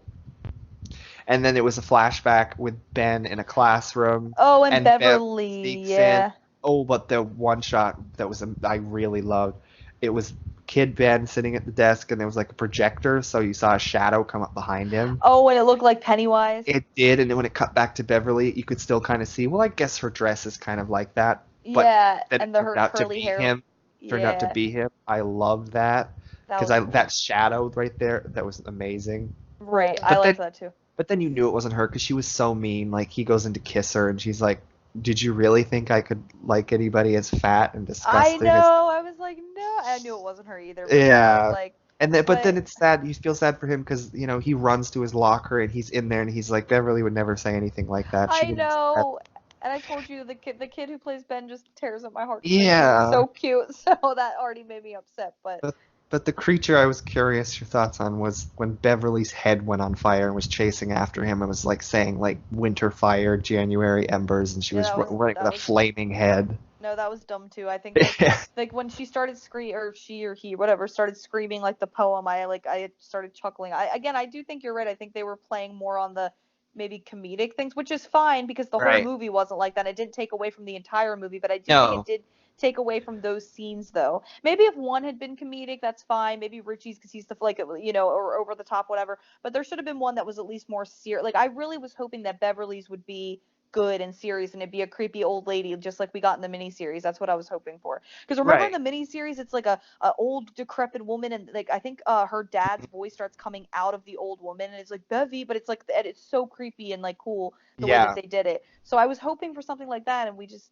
didn't unfortunately get that. But Yeah, I mean, I feel like it would be fine if they leaned into the humor more with some of them, but I just feel like there was too much of it. Yeah, because also we there should was talk no about Richie. attempt. There was no attempt for like the scares. No, none of I that mean, worked. not Richie. Sorry, I keep getting that. We have to talk about Eddie's because remember what we talked about yesterday that we. Eddie's. Oh yeah. That's perfect. Another perfect example of it leaned a lot into the humor, and there was nothing scary Yeah. about those sequences. Yeah, because okay, you and I need to ask the question to anybody that listens to this and gets all the way through it because it's probably gonna be quite long. What was the deal with Eddie's scene when he goes down into the pharmacy and he sees his mom and it's like whatever, and then the fucking leper comes out at him, which is fine because the leper was his fear in the first one and it makes sense. Because he's Scared like of a germ. germs. Yeah. Yeah, so. But what the fuck was the deal when it threw up on him and then it briefly played Angel of the And Morning, which is like a fucking 70s song that I love that song by the way, and I know that song, so I was like, what the fuck when it came on? But just like a split second while it throws up on him and then it stops. I'm so yeah, confused by that. that was one because like the other monsters, like we said, they're leaning into the humor to do that, but Yeah. So that's the explanation for how those things are presented. But yeah, I have no godly idea why that just popped. I told you it's like that's a song in like the Deadpool movies. It's like it's supposed to be a joke. Like this Right. violent R-rated horror, superhero movie opens Hmm. with that like cheerful Oh, that's funny. that's the Yeah. joke. But like and They do that to, but there's no reason to pay any type of, homage to Deadpool. yeah, in a Or Stephen, I don't we know. said maybe it's that's because Stephen King name checks a lot of songs and bands in his books. Maybe Yeah, is that maybe it's mentioned somewhere does in it the have books, like, something to do with his mom? Maybe yeah, maybe his mom liked the song. I don't know. Now we're I like don't thinking of know, all but these. in context of the movie, just for that 4 second Yeah, it's clip, weird. like I getting was vomited like, in his and I think face. anybody that I watched that movie with is gonna look at me and be like, "What the fuck was up with that?" And they're gonna ask me, and I'm gonna be like, "I don't fucking know." Because Ed looked at me and said, "What the fuck?" And I was like, "Don't look." That's one thing I cannot explain or even try to explain. Like sometimes when something dumb happens in a movie, I'll be like, "Well, maybe it happened in the book." But like that is something I am completely baffled by and don't. And maybe like fans are like, "Oh, duh, idiot! It's this, this, and this," and maybe there is an actual explanation. But as far as I know, I'm completely lost on it. Yeah, I have no explanation for that either. I think that whole scene was I think I liked the leper more than the other monsters, maybe because he was just from the first movie, so I had gotten used to him. Yeah, and he looked the best, honestly, because I don't really think that, as much as I am scared of big scary statues, I really don't think that was executed well, and the teeth looked really weird and fake and dumb, and then obviously Beverly's I didn't like at all. So I would say, oh, one part of Beverly's I did like, though. We do have to. It was like towards the end, after the stupid fucking Scooby Doo monster ran at her. It switched it up, and like she either saw her dad, but then it became like Bill Skarsgård without like the makeup on. Remember, like, so it was like Pennywise, Yes. but it was without all the makeup, which was really cool. But then he started painting his face, and then like blood came down his face I and cut. didn't. Yeah, yeah, because his face was painted white, and then he just dragged his fingers down his face and was like cutting into Yeah, himself, which made the yeah, shapes of his makeup, which was really really Pennywise cool. makeup. Yeah, and that was like the first time, and I think only time we see Bill Skarsgård like out of makeup and being, well, besides in that picture that you see him in, like, previous to that. I guess we kind of saved the best for last. Yes, I'm not forgetting anybody. We say Um. Bill's side thing, the best for last, when he goes Oh to get yeah. his bike. But Oh yeah. there was just a cut. We just not did Eddie, and I think he's funny too. Not quite as I don't know. I really like him. No, I He's like him my too. favorite character, kid and adult. I think. But like there was a couple moments that I wrote down. Right before he's heading to the pharmacy, and he just walks into somebody holding like a big thing of balloons, the red balloons. He walks into the balloons and turns around and just says asshole. Oh yeah. I remember that. And then last thing, right before he's heading down where his mom was, Right. he like walks straight into some crates and scares himself. Oh my God, I know that. That's when he's a kid, right? I love that. No, No, I thought maybe, when yeah, yeah, because because it I kept I cutting back and laughed. forth. Yeah, because I laughed so hard at that, and I think so did Ed, because it was very realistic. He bumps into crates and goes, "What?" Like I expected him to like kind of hit them and be like, "Ooh," like kind of jump, but he actually screamed. I'm like, that is so realistic, because if you're already kind of freaked out by something and you touch something, even if it's something as practical as like that, I remember Yeah, that scene specifically. So I do remember it's when he's a kid, and I really love the actor that plays Eddie as a kid in this one. Like it's so yeah, I loved the back and forth. Speaking of the back and forth, I wanted to mention this earlier. It's really really quick, but it's on Bev's scene where the transition you were talking about, like smooth really nice transitions earlier when we were talking right. about the very beginning, but there was a really awesome transition that I loved, and I love when past and present type of transitions do this, where it's like Yeah. Bill is like riding Beverly on his bike, and he drops her and he's like, "You better go in before your dad sees," or whatever, and she's like, "Okay." And Mhm.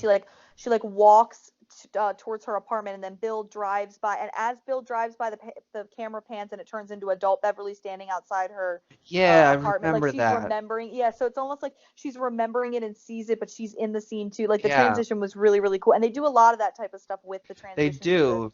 There I was love one that I that. really liked, and I think most people think they look the most alike, kid Eddie and adult Eddie. But in the pharmacy scene, there was one where was there was literally a fade from one to the other, like as they're walking up to the counter, both Oh, Eddies, I and it was remember that. so seamless because they look so Yeah. much alike.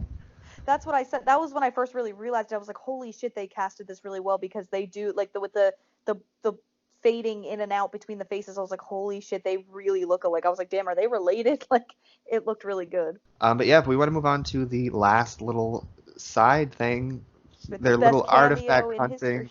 I know. And Bill's artifact was his bike or whatever. And he Yeah. goes in, and you wanna. This will be the first people to ever reveal this. Who was the cameo? Oh yeah, so the store owner is, drum roll. That's what I do. Stephen King, of course. And I'm so happy about that specifically because I don't think Stephen King, to my knowledge anyway, I haven't been keeping up with all of his adaptations. I don't think he's made a cameo in a really long time in one of his movies. He used to do it sporadically here and there. Specifically, like the one that I love is Pet Cemetery, Cemetery. obviously. I And told you he's in the Langoliers too. which is really cool because there used to, like, I used to always hear this thing like, oh, Stephen King makes at least one appearance in all his movies, and I'm like, that's not really true because I've seen a No. lot of them and I don't think he does unless he's way background. But obviously he's pretty obvious in Pet Cemetery. Creep Show, even though he does play like a full role in one of the stories, he also does like a funny cameo as a truck driver in The Hitchhiker, which is in Creep Show too. And then you said the Langoliers, which I still have yet to see, but maybe will eventually.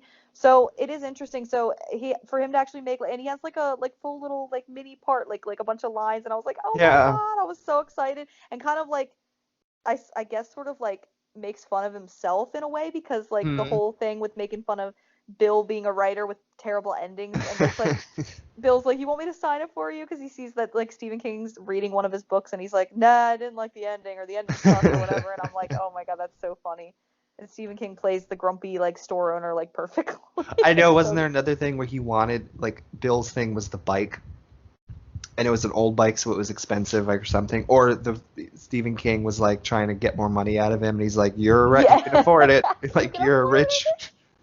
I feel like again this is from Stephen King's own experiences. Like people are like, oh well, you can afford more. You're Stephen King. I bet you, because he's still apparently very like humble, and he still lives in Maine in his nice house, but it's not like a super mansion. And he goes to they were talking about that Pet Cemetery documentary. He goes to the grocery store himself. He's always done like things that like for as famous and big of an author as he is, he's never like acted like that. Like he's like high and mighty. So like I feel like he'll just probably be walking around and people like that own little mom and pop shops are probably like, well, can't you afford more? You're Steve. I bet you anything he's faced that before because he's told some crazy stories of people he's run I'm into that sure, know yeah. who he is, and so I kind of like that he's sort of like Bill is sort of like him in a Mhm. way.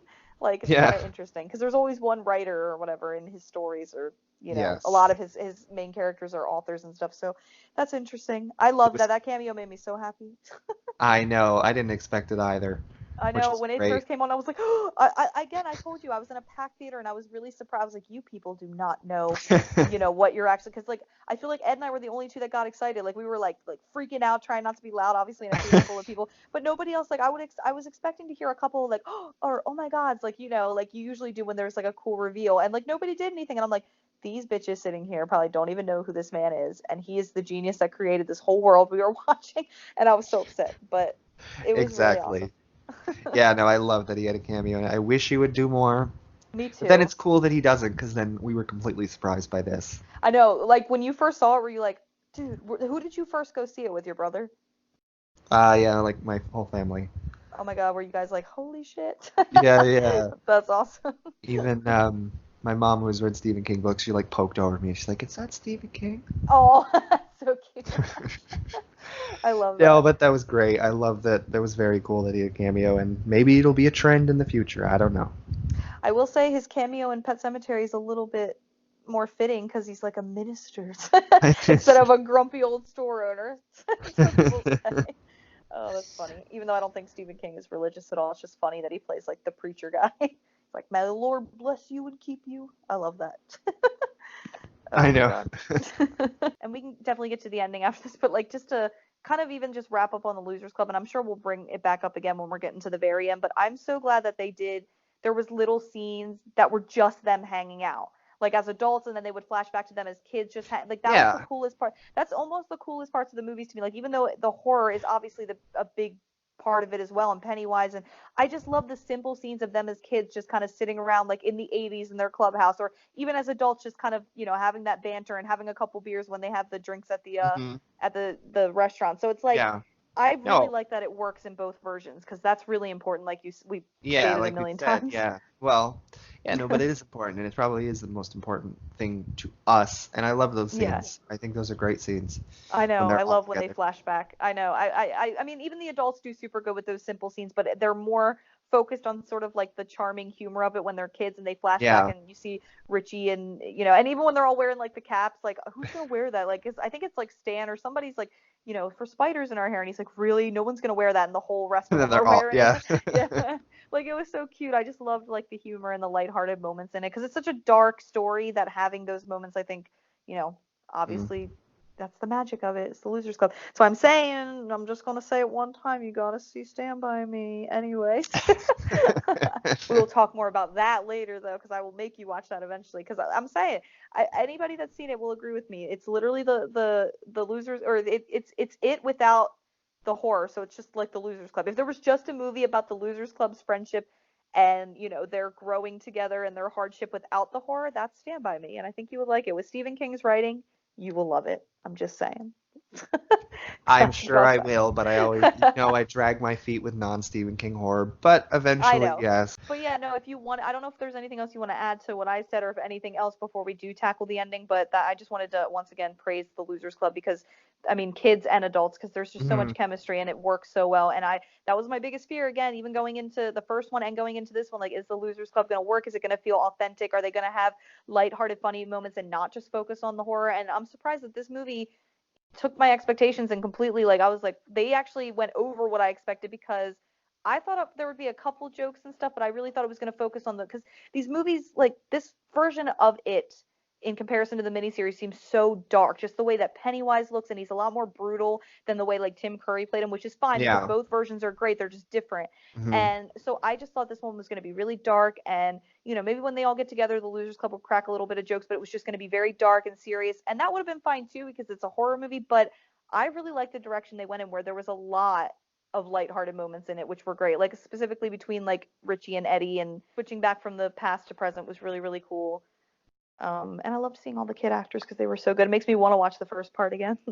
So I guess when I'm speaking about the ending, I'm mostly talk. I mean, we definitely can talk about, but again, I don't remember much of this. But Hmm. Stan and his kid's head turned into like a spider, and then Oh, I that think was simultaneously at that point, like Ben like collapsed or something, and you could oh yeah, and his so he was stomach. he Yeah, was getting carved into, and then I don't just remember like what Henry what Bowers did. yeah, and I don't remember what was being carved into him, but then I don't either.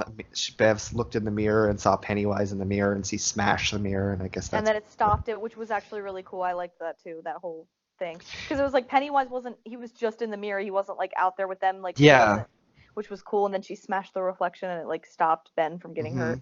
But yeah, no, there's a lot from the. I remember the ending more vividly because obviously I just saw it Hmm. last night, and that was the last thing I saw before leaving the theater. So I guess I could talk about, but there's like so many different layers. We did talk a little bit about the what's it called? The ritual. No, yeah, we did talk a little bit about the ritual. So if you just want to talk about like the actual like ending, which I would say was from like Eddie dying and onward when they finally defeat Pennywise, we could talk about because that Yeah. was pretty interesting. Oh, and the Well, spider thing, the him spider. turning. Yeah, the spider head. Ew. It's creepy, I guess.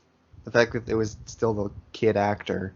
I feel like Uh, a lot of the effects that were in this, though, the CG that they used, maybe you're right. Maybe they were purposely going for a more humorous thing in yeah. certain scenes. When it comes to Pennywise, other than Bill Skarsgård's occasional like quirky, funny lines and his he's great.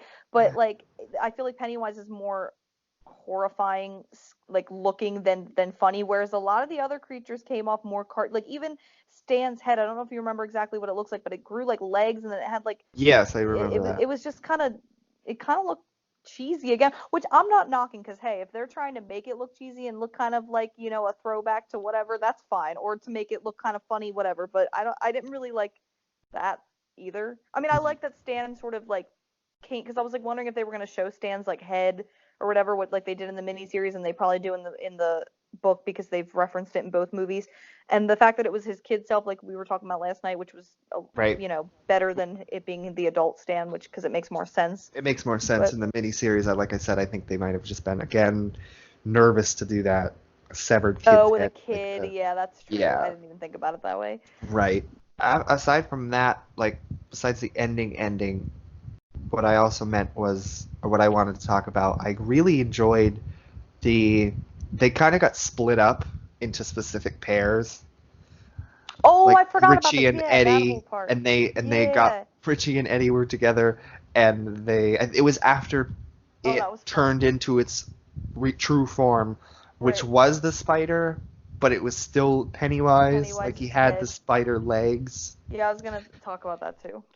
Yeah, well, before we get into the other, what were your thoughts on that? Because I didn't really have a problem with it. I guess, I mean, again, in comparison to the miniseries and the effects then, I mean, I know. but I kind of liked how they kept the true form of the spider, but also Pennywise was still a thing for the end of the movie. Yeah, I'm not saying this just because of what you just said. I swear this is my actual opinion. I did not mind that at all because I feel like going into the movie after knowing what the true form is supposed to be, it is just supposed to be kind of a giant spider. I think it made it more interesting that it had spider legs, but still his Hmm. like upper body and face because that was I think that honestly made it almost creepier. And Pennywise and Bill Skarsgård is such a good Pennywise. Not again that Tim Curry isn't. I'm not saying that at all. Tim Curry is the king, No. but I I think at this think point we can say that we have gotten 3 fantastic It adaptations, and you can't say that's that very about true. every story, or even Stephen King's story. Carrie. Yeah, Carrie, Pet Cemetery, haha.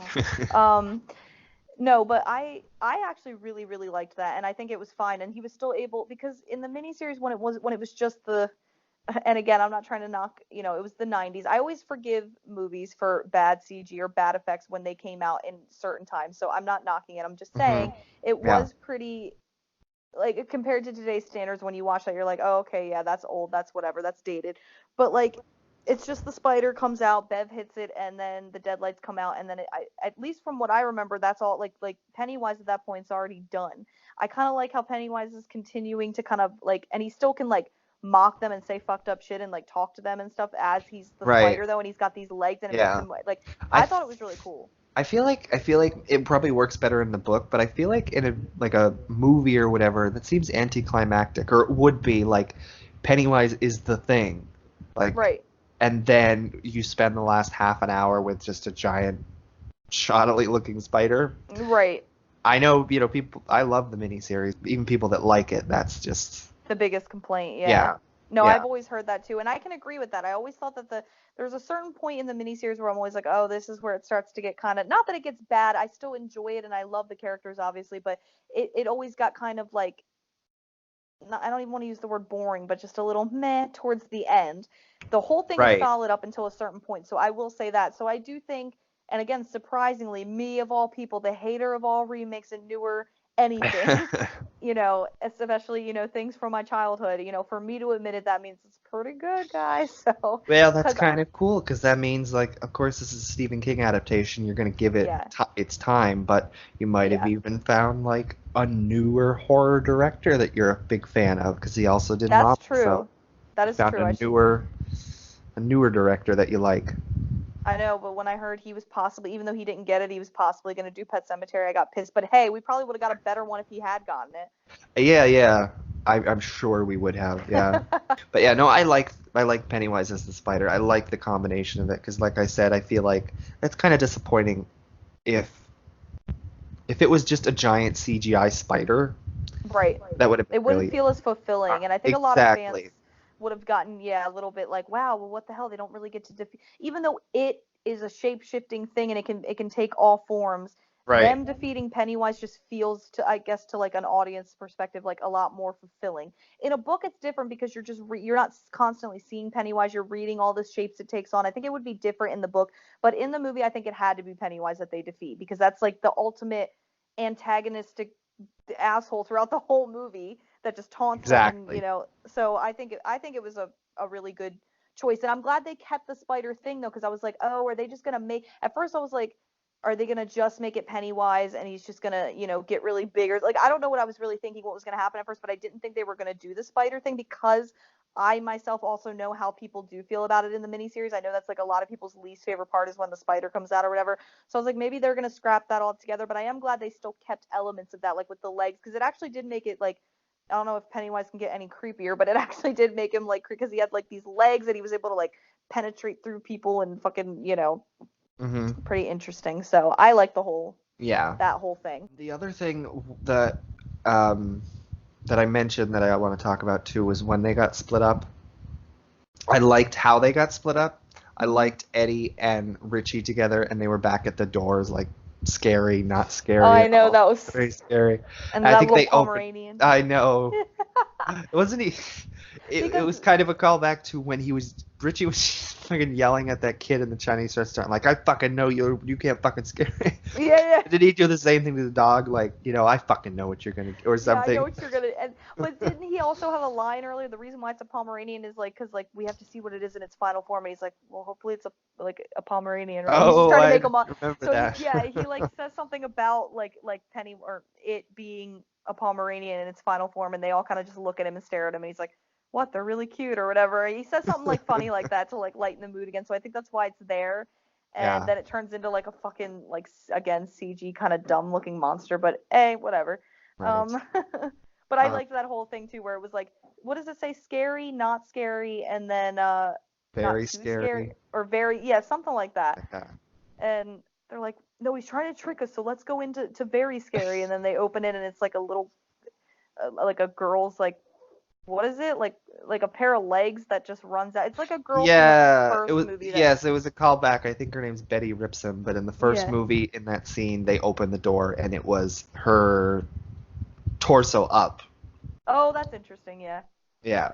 And then they showed her legs and then I don't remember the other door. I don't know if they went in the other door. I don't think they tried that one. I think they just ended up, because he ended up going away, and they were like, look, he left, so they just leave. But right. And then, then there was also, because that was when they all split up into like pairs or into individual whatever. And then there was Bev and Ben. Remember that? And they're both like drowning, but in different ways, which is so scary. I honestly loved that. That was the next I wanted to talk about. I love that they got paired up first of all, because I don't know why I was I don't like changes with anything, any adaptation, but I was like, I hope they still end up together, because the first movie it seemed more like they were pushing Bill and Bev, and then this movie they kiss at the beginning or something. Yeah.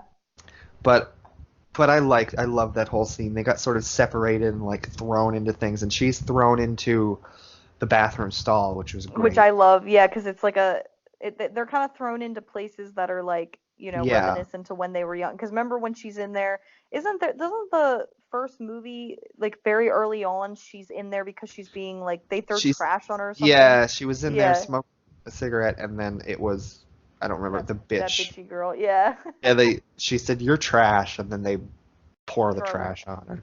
Yeah. So yeah, but yeah, that was that, and I loved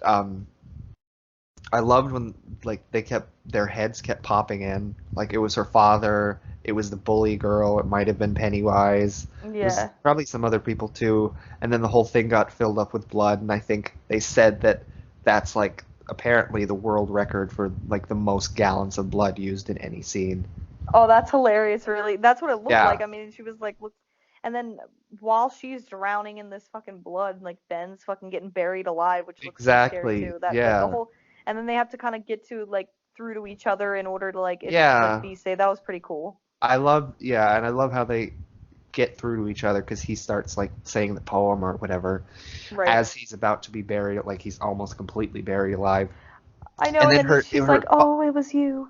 Yeah, but I think, and then her dad, the last head that pops in, and he says like, you're my little girl or something, and she kicks the door and like smashes his head, and then they kind of connect again, and then she pulls him out, and then she realizes. So I like that. I was nervous they were going to change that. I don't like changes like that at all, but I like that they still ended up together, because I knew they were supposed to.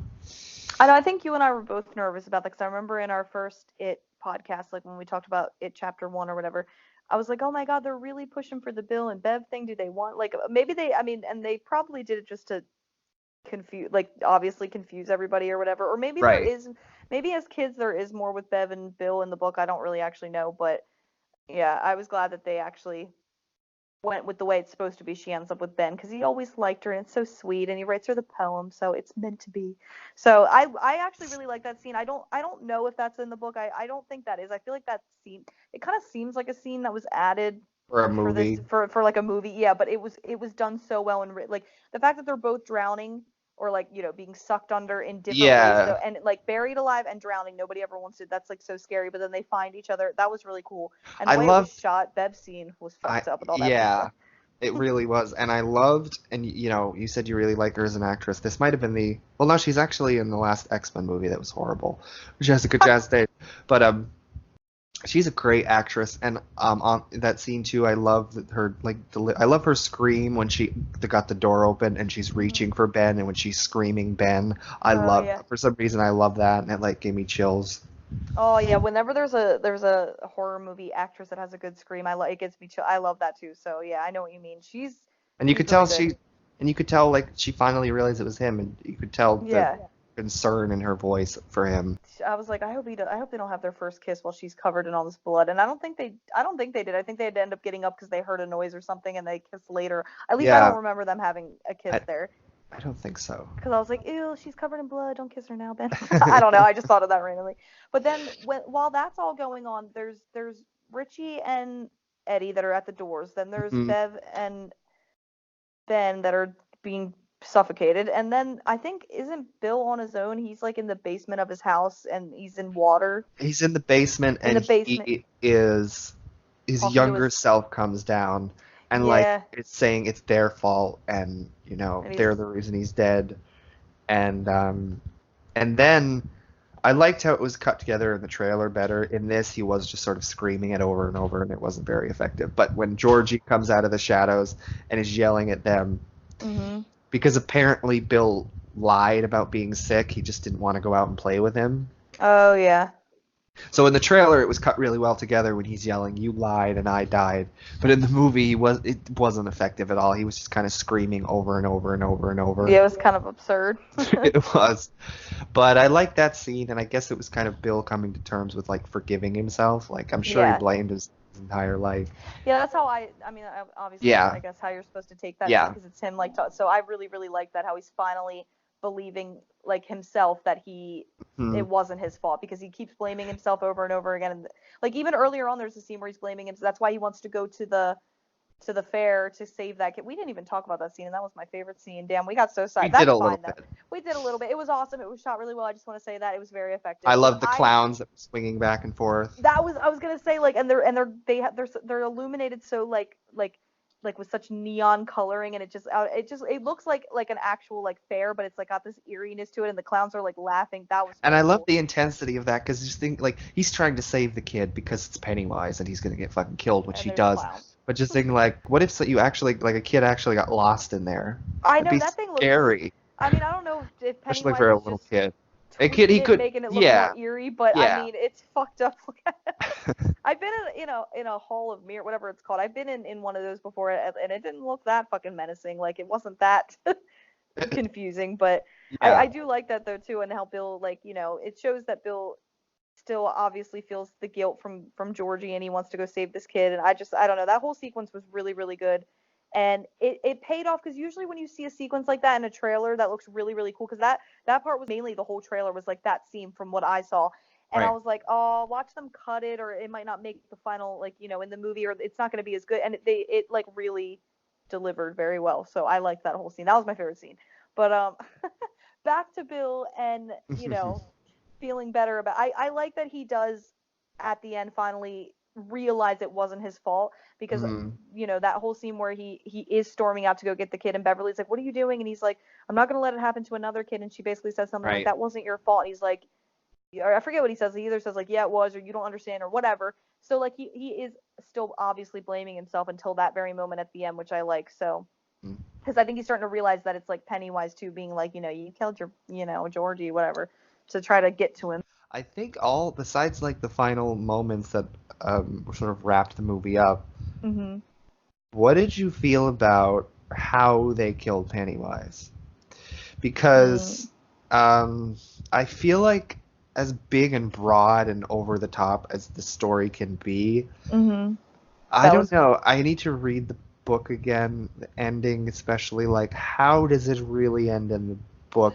Because Yeah. I feel like no matter what they do, it's gonna be, this is such a big ethereal thing. It's such a big No matter what you do, it's gonna feel like not enough. Or like it's gonna feel, dimensional being or yeah, whatever. yeah. I feel like I remember you said you had a problem in the first one. They were like, they kind of just were like beating him up, like just hitting him with bats and like Oh just yeah, I remember that one. Yeah. kicking the shit out of him. But in Yeah, this one, they something about like they had to get him small. So they were he like, turns let's into the trick little him. baby. Right. First, though, I think they were like, let's trick him back towards the little entryway, and he'll have to get small, and then we can step on him. I don't know. But then, Yeah. yeah, and then they were like, maybe we can make him feel small, and they're just like yelling at him And that he's just a insulting him. clown, and See, he's but just a clown. the reason why I feel like so two ways about this, because half of me is like, that's cool because that plays on the whole thing, because the whole thing I liked about the miniseries was that whatever the kids believed and said to Pennywise, like it Right. worked in real life. Like, this is battery acid, and then he freaks out because he sprays it on him, or So they're kind Beverly of turning it on him. Exactly. So I liked that part of it, because it's like, oh, whatever they say affects Pennywise. Like, whatever these people, the Losers Club truly believes or whatever can affect Pennywise. But the reason why I didn't like it was because it was also like, if it was so easy to fucking do that, why didn't they just do that to begin with? And how the hell did Eddie's death kind of seemed stupid after that, because it was like, if he was that easy to defeat, couldn't they have just done that a little bit earlier? I mean, obviously, Right. I guess the whole thing is like took they them didn't time to realize figure it out. Yeah. to figure it out. But like, I don't even know how they figured it out. There wasn't really anything earlier on that was like, hey, if we insult him, the shit out of him, he'll become a little tiny baby and we can suffocate him. Like, it was kind of dumb, especially now that I'm really thinking back to it. I think that's something I need to watch again to get a full opinion on, because I do feel split on it. Right. I do like what you were saying about them turning it on him. That's a cool idea. Yeah. But I wonder what the ending for the book is, because I know that's interesting, because I the vaguely miniseries is remember so different. in Like, the miniseries, they like, do they also crush his heart together or something? I don't think so. I just remember Beverly shooting the spider, and you see the dead lights kind of come out of like these bright lights, and then I think it just doesn't it just I might be so wrong, but I don't even think it shows them getting out of like the caves or whatever where he hides. I think it just shows them. Yeah. I have no idea. I honestly don't really fully remember, but I feel like I vaguely remember they also crushed his heart, which, if that's true, and if that's... How did they get that, though, then? Through the spider? Because he doesn't turn back into Pennywise. I know that. Maybe. I know once Pennywise is gone, once the spider comes out, Pennywise is non-existent. Right. But I also feel like if that's the thing in the book where they like crush his heart, that's also, maybe it's Stephen King writing himself into a corner. So they're crushing the heart of an interdimensional, shape-shifting evil being, and I feel like that's just like, that's too human. Oh, they're crushing his heart. He's like a fucking... That's true. Just, I don't know. Well, that's why it just seems too easy, because to find like a complicated way to kill him that makes 100% sense is too difficult, I think, because just like I said, because the idea of Pennywise is so, it's huge. That's why I think any way they would have came up with to actually destroy this thing, I feel like would have felt completely kind of satisfy. Yeah, because it's like this. Because you even said part of you likes part of it.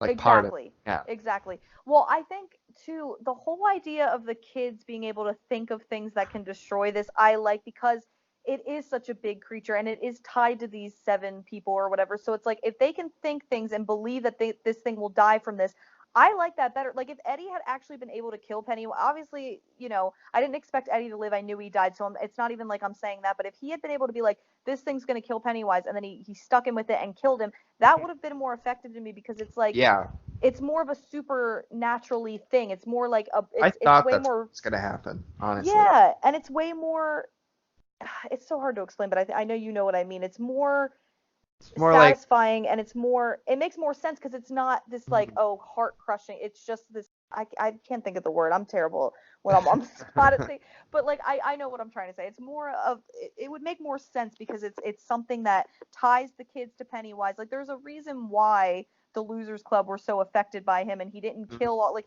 every time Pennywise comes up against anybody else, he kills them right away. But the Losers Club was always able to get the upper hand or whatever. I mean, so did fucking what's his name, but he ended up going crazy. God, why do I always forget the bully's name? Henry Powers. Henry Bauer. It's such an easy name too. I don't understand. But like, I don't know. I think if it had ended with one of them just believing a certain thing could kill him is way. That's why. And I could be so wrong because I don't fully remember. I don't think that in the miniseries they do crush its heart. They might. I don't remember. But Right. what I remember, it's just that Bev believes that these little pebbles or rocks that she has like will really affect it and kill it, and as long as she hits it, and then that's why I kind of like I think, even though I think the ending with Pennywise is a lot more fulfilling than just a fucking bad animated spider. Right.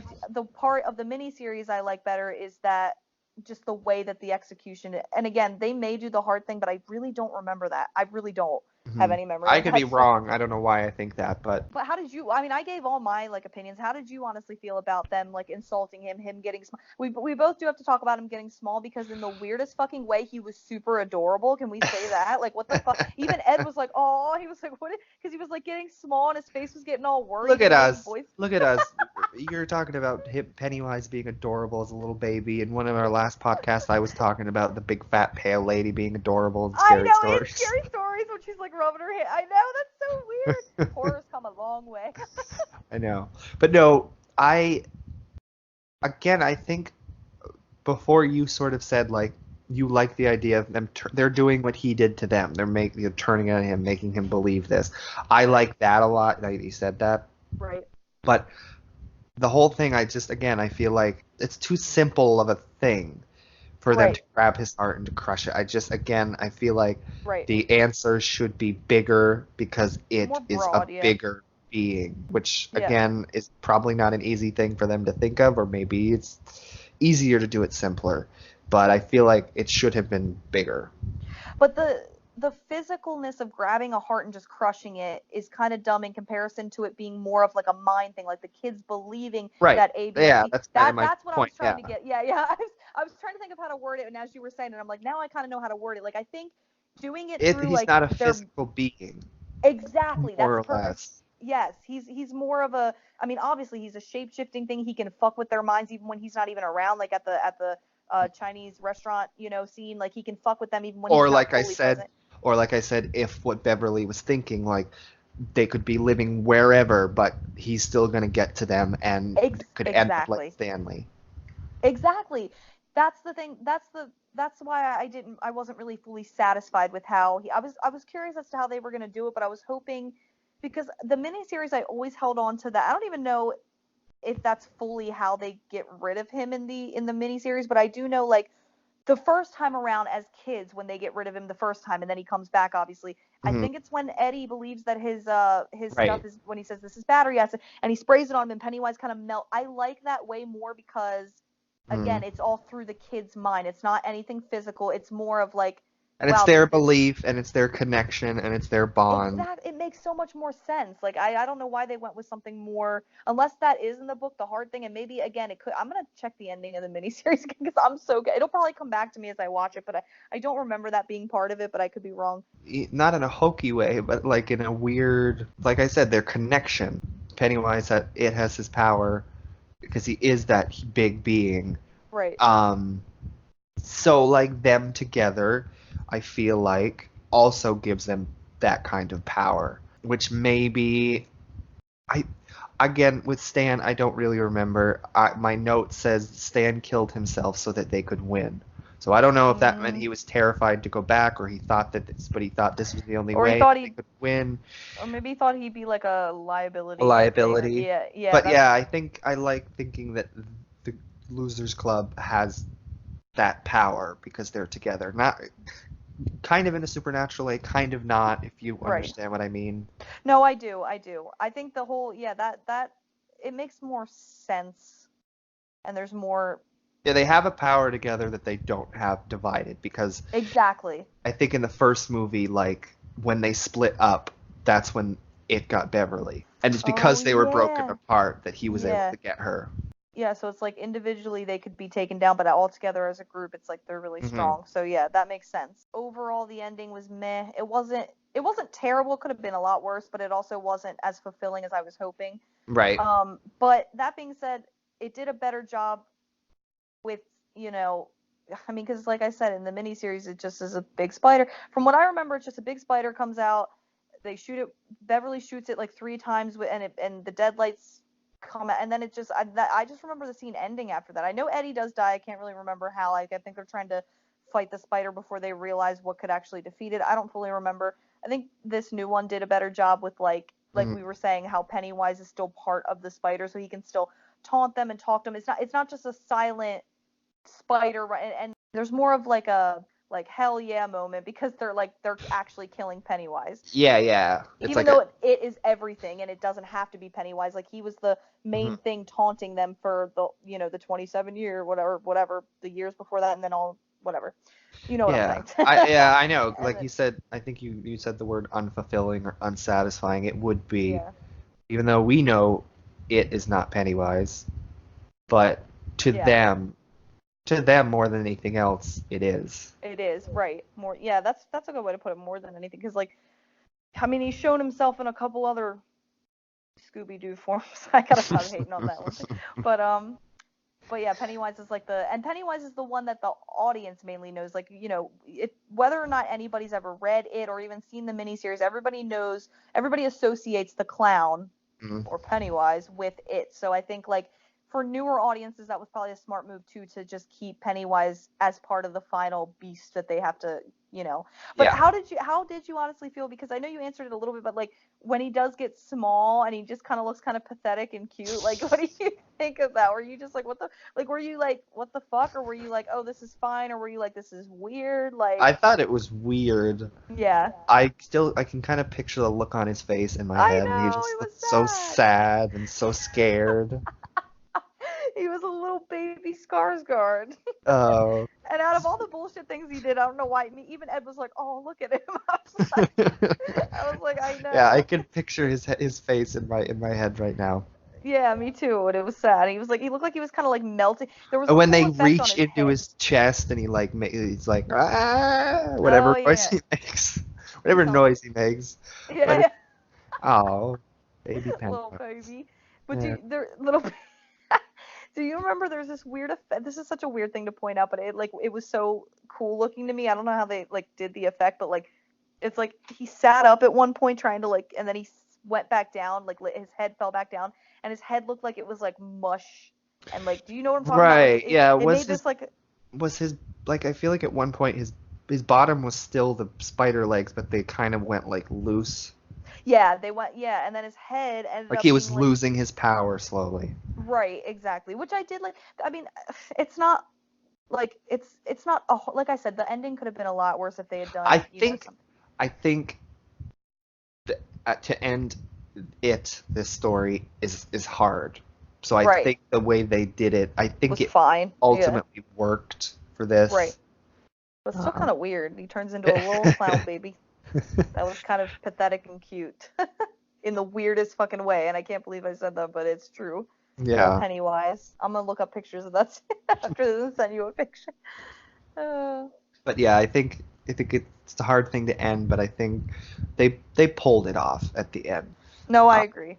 I guess all I really have else to say about this is I loved a lot of the little moments at the end that was sort of wrapping it up. Like it showed Ben and Bev were together and his yacht, because he's rich, I guess. Oh, and they have that cute dog between them. See, I would. Yeah. Yeah. But then I loved all the subtle moments, they looked. I think it was after the whole thing they were walking away, and that somebody looked at their hands and their scars were gone. Yeah, so that means he was defeated. Completely defeated. Yeah. I really liked when they. I think I talked about this earlier, but when they went back to that lake or river or whatever, and they all jumped off again. I like that, the first movie. Oh, that was cool. And then they all comforted Richie because he was upset. That was cool. And then I just can't believe how non-existent Audra was in this. How she was such a pretty big character towards the end. And remember but like, I guess it's kind of good because in the end wasn't very fulfilling for her either. Because remember, she's just like, because she She's had just seen the died? deadlights and no, Or is she's she just just... catatonic, remember? Oh, And yeah, like yeah, yeah. Bill, like the way it ends is Bill like puts her on his bike and they're just riding like through traffic in Derry and she's just Such a catatonic and 90s. it's so 90s. And then it just Like, it's like, okay, they live happily ever after even though she's fucking stoned and like won't like wake up. Like I don't know. well, I guess then at the end of the day, she fared better in this version.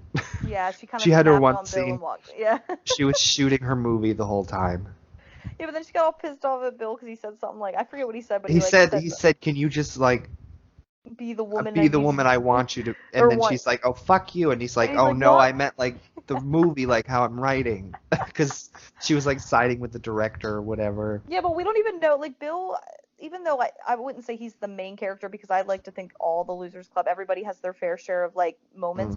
Bill is, like, he always kind of seemed like it because, like, Right. Yeah, I Georgie always dies and, thought of him as the leader. like, the leader, yeah.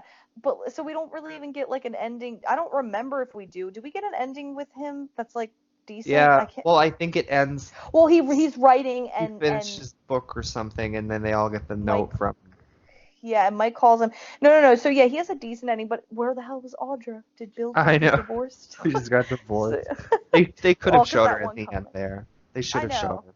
You know, like have it be like a nice, fulfilling ending. Like he wrote a new ending, and then she's like, "I love this ending," and then they go with that ending. Yeah, and then that would have been a little more. But again, it doesn't matter. It's not like he needs to have a wife. I was just like, because Audra was such like again like a pretty important character in the miniseries, and I think you said in the book. I think too, I remember when we watched the miniseries together once or twice. I remember that ending with Audra on the bike, and I was just like, "What the fuck?" I know that's not even a happy end, and Bill's all happy and smiling and riding around on his bike, and his wife My is wife's fucking in a like in a catatonic trance. coma I know. stay. Oh my god.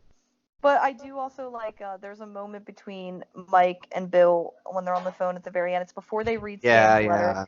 And he's like, "Love you, man." And I was like, "Oh my god, that's so cute." Because like that they all love each other and they don't have to say it. Like the Losers Club are such good friends. But like I just liked actually hearing him say that. Yeah, I like that because then it sort of shows that they're all reconnected again. So they are gonna they're gonna still be the Losers Club no matter where they like are. So they're still gonna be friends. Kind of on them. The only other shot or scene that I wanted to talk about, I loved. It was kind of what you were saying with like the parallels and the transitions and things like that. Mm-hmm. I loved the adults. It was at the end. It might have been the arcade or the movie theater that they showed a lot, but they like walked past it and there was the window and then the camera turns and then you see their reflection. So it goes from adult to young in the reflection of the mirror. Oh yeah, that was. Oh my god, yeah. And even it was right at the end, so a couple of people had died, but even in the reflection turned around, and in the reflection, Eddie and Stan were still there. I know, it was things like that, and it's interesting because things that really couldn't be done like in the 90s, at least not as well, like with those type of effects. Yeah. Like they did so well, and I'm so glad that they did stuff like that. And those the transition I was talking about earlier with like Beverly outside of her house as an adult, but like Kid Bill had just drove by her and dropped her off like in her house, and it's the same shot. There's no cut or anything. It just glides over and it's her. I love stuff. There was even some with Eddie in his sort of scene at the pharmacy. There was even a lot of cuts. It would like cut from him as a kid to him as an adult, with like kid just walking past him, and then the camera would go to adult. I know, I love that. I really like. I don't know. I'm glad that there were still, because I remember when the first part came out, it was just all the kids, which was awesome. It established the story. So I thought all the part 2 was just going to be the adults. I am really glad that it did go back and forth and show a little bit of extra stuff with the kids' point of view. Yeah, I'm really glad it went back to the structure of the book, because I would have been a little disappointed again. I agree. I would be disappointed if it was just all the adults. Right.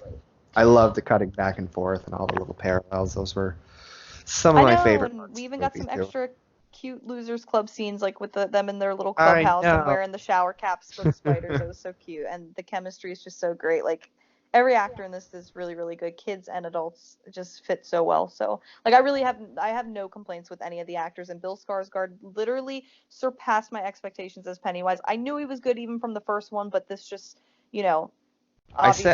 I think Well, I think I said this once to you that it's like Tim Curry's Pennywise is always iconic and huge to people, but now Right. Bill Skarsgård's is just as Right. huge, I feel like, in like the horror world. No, I agree. I agree. And that face too, and that thing that he does with his fucking eyes, which apparently Bill Skarsgård actually does, where he has like one eye pointing one way and one eye pointing straight. It's all fucking weird. It's creepy, and that smile that he does, and he's really, really good in his own way. I think, I don't like to compare them. It's hard not to because this is technically a remake, even though the miniseries was just a Sure. miniseries.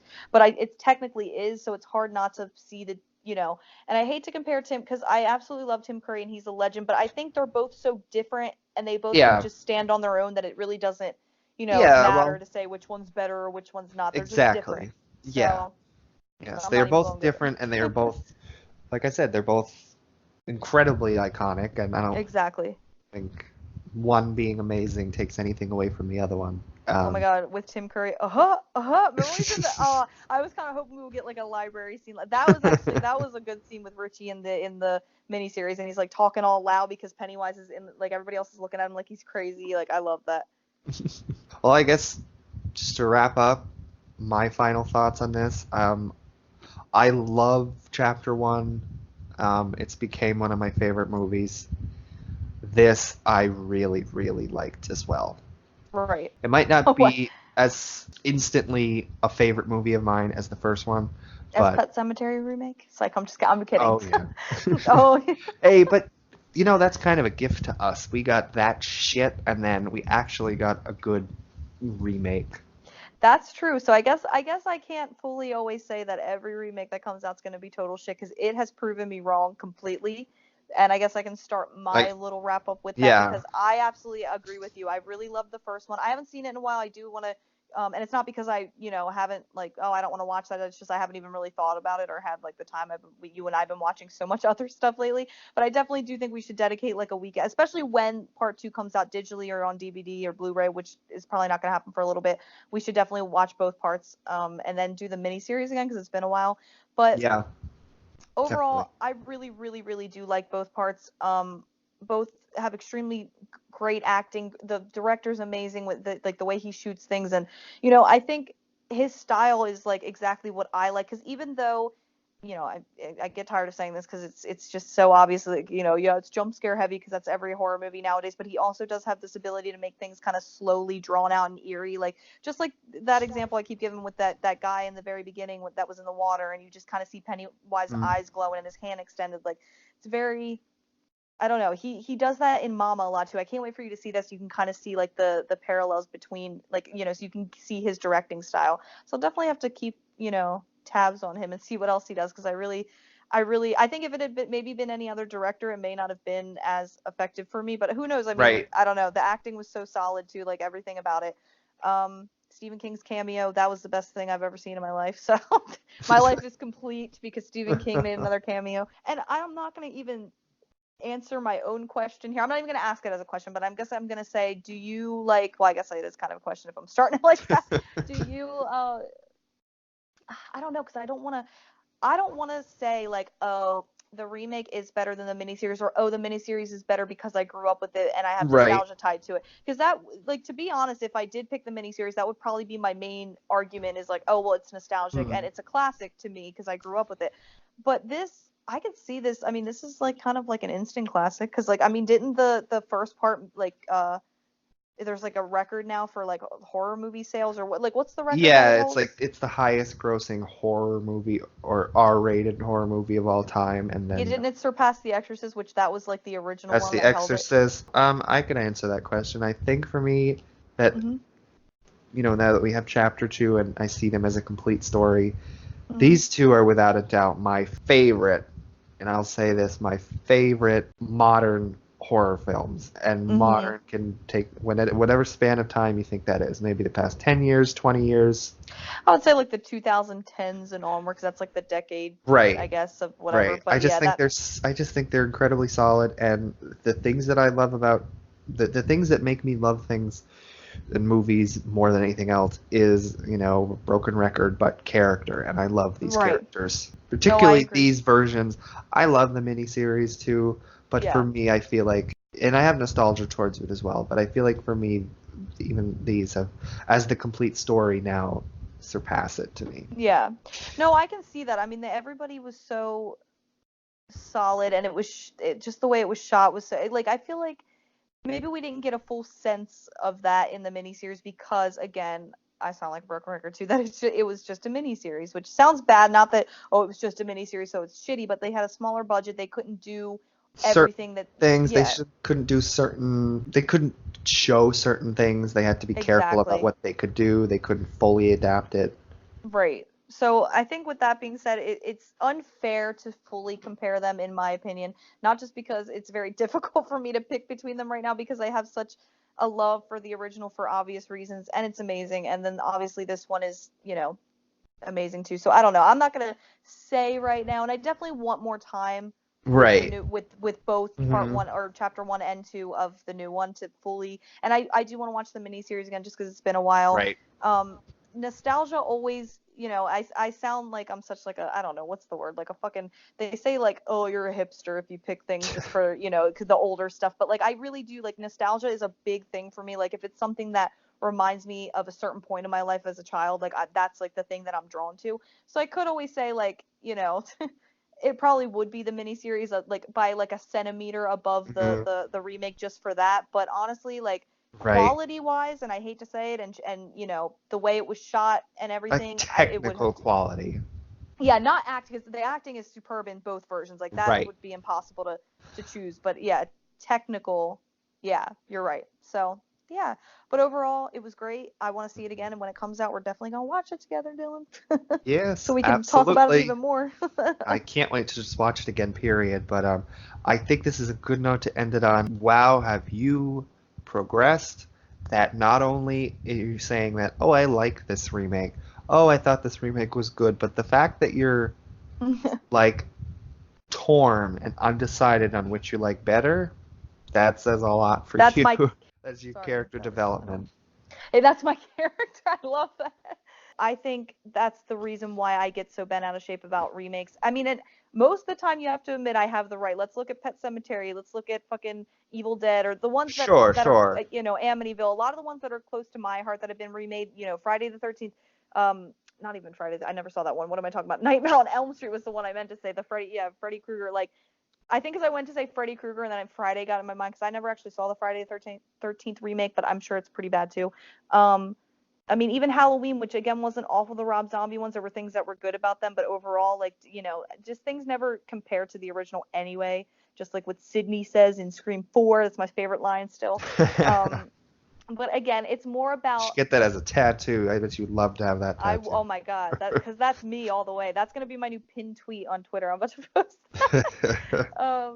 But yeah, no, it's not even about like, oh, you're just closed-minded, Brandy, blah blah blah. Which I know you don't think that, but I'm just saying, like, some people think that because. No, I just think, I mean, for those people, I was just gonna say, I think that's just really cool that there is a remake that has you so torn.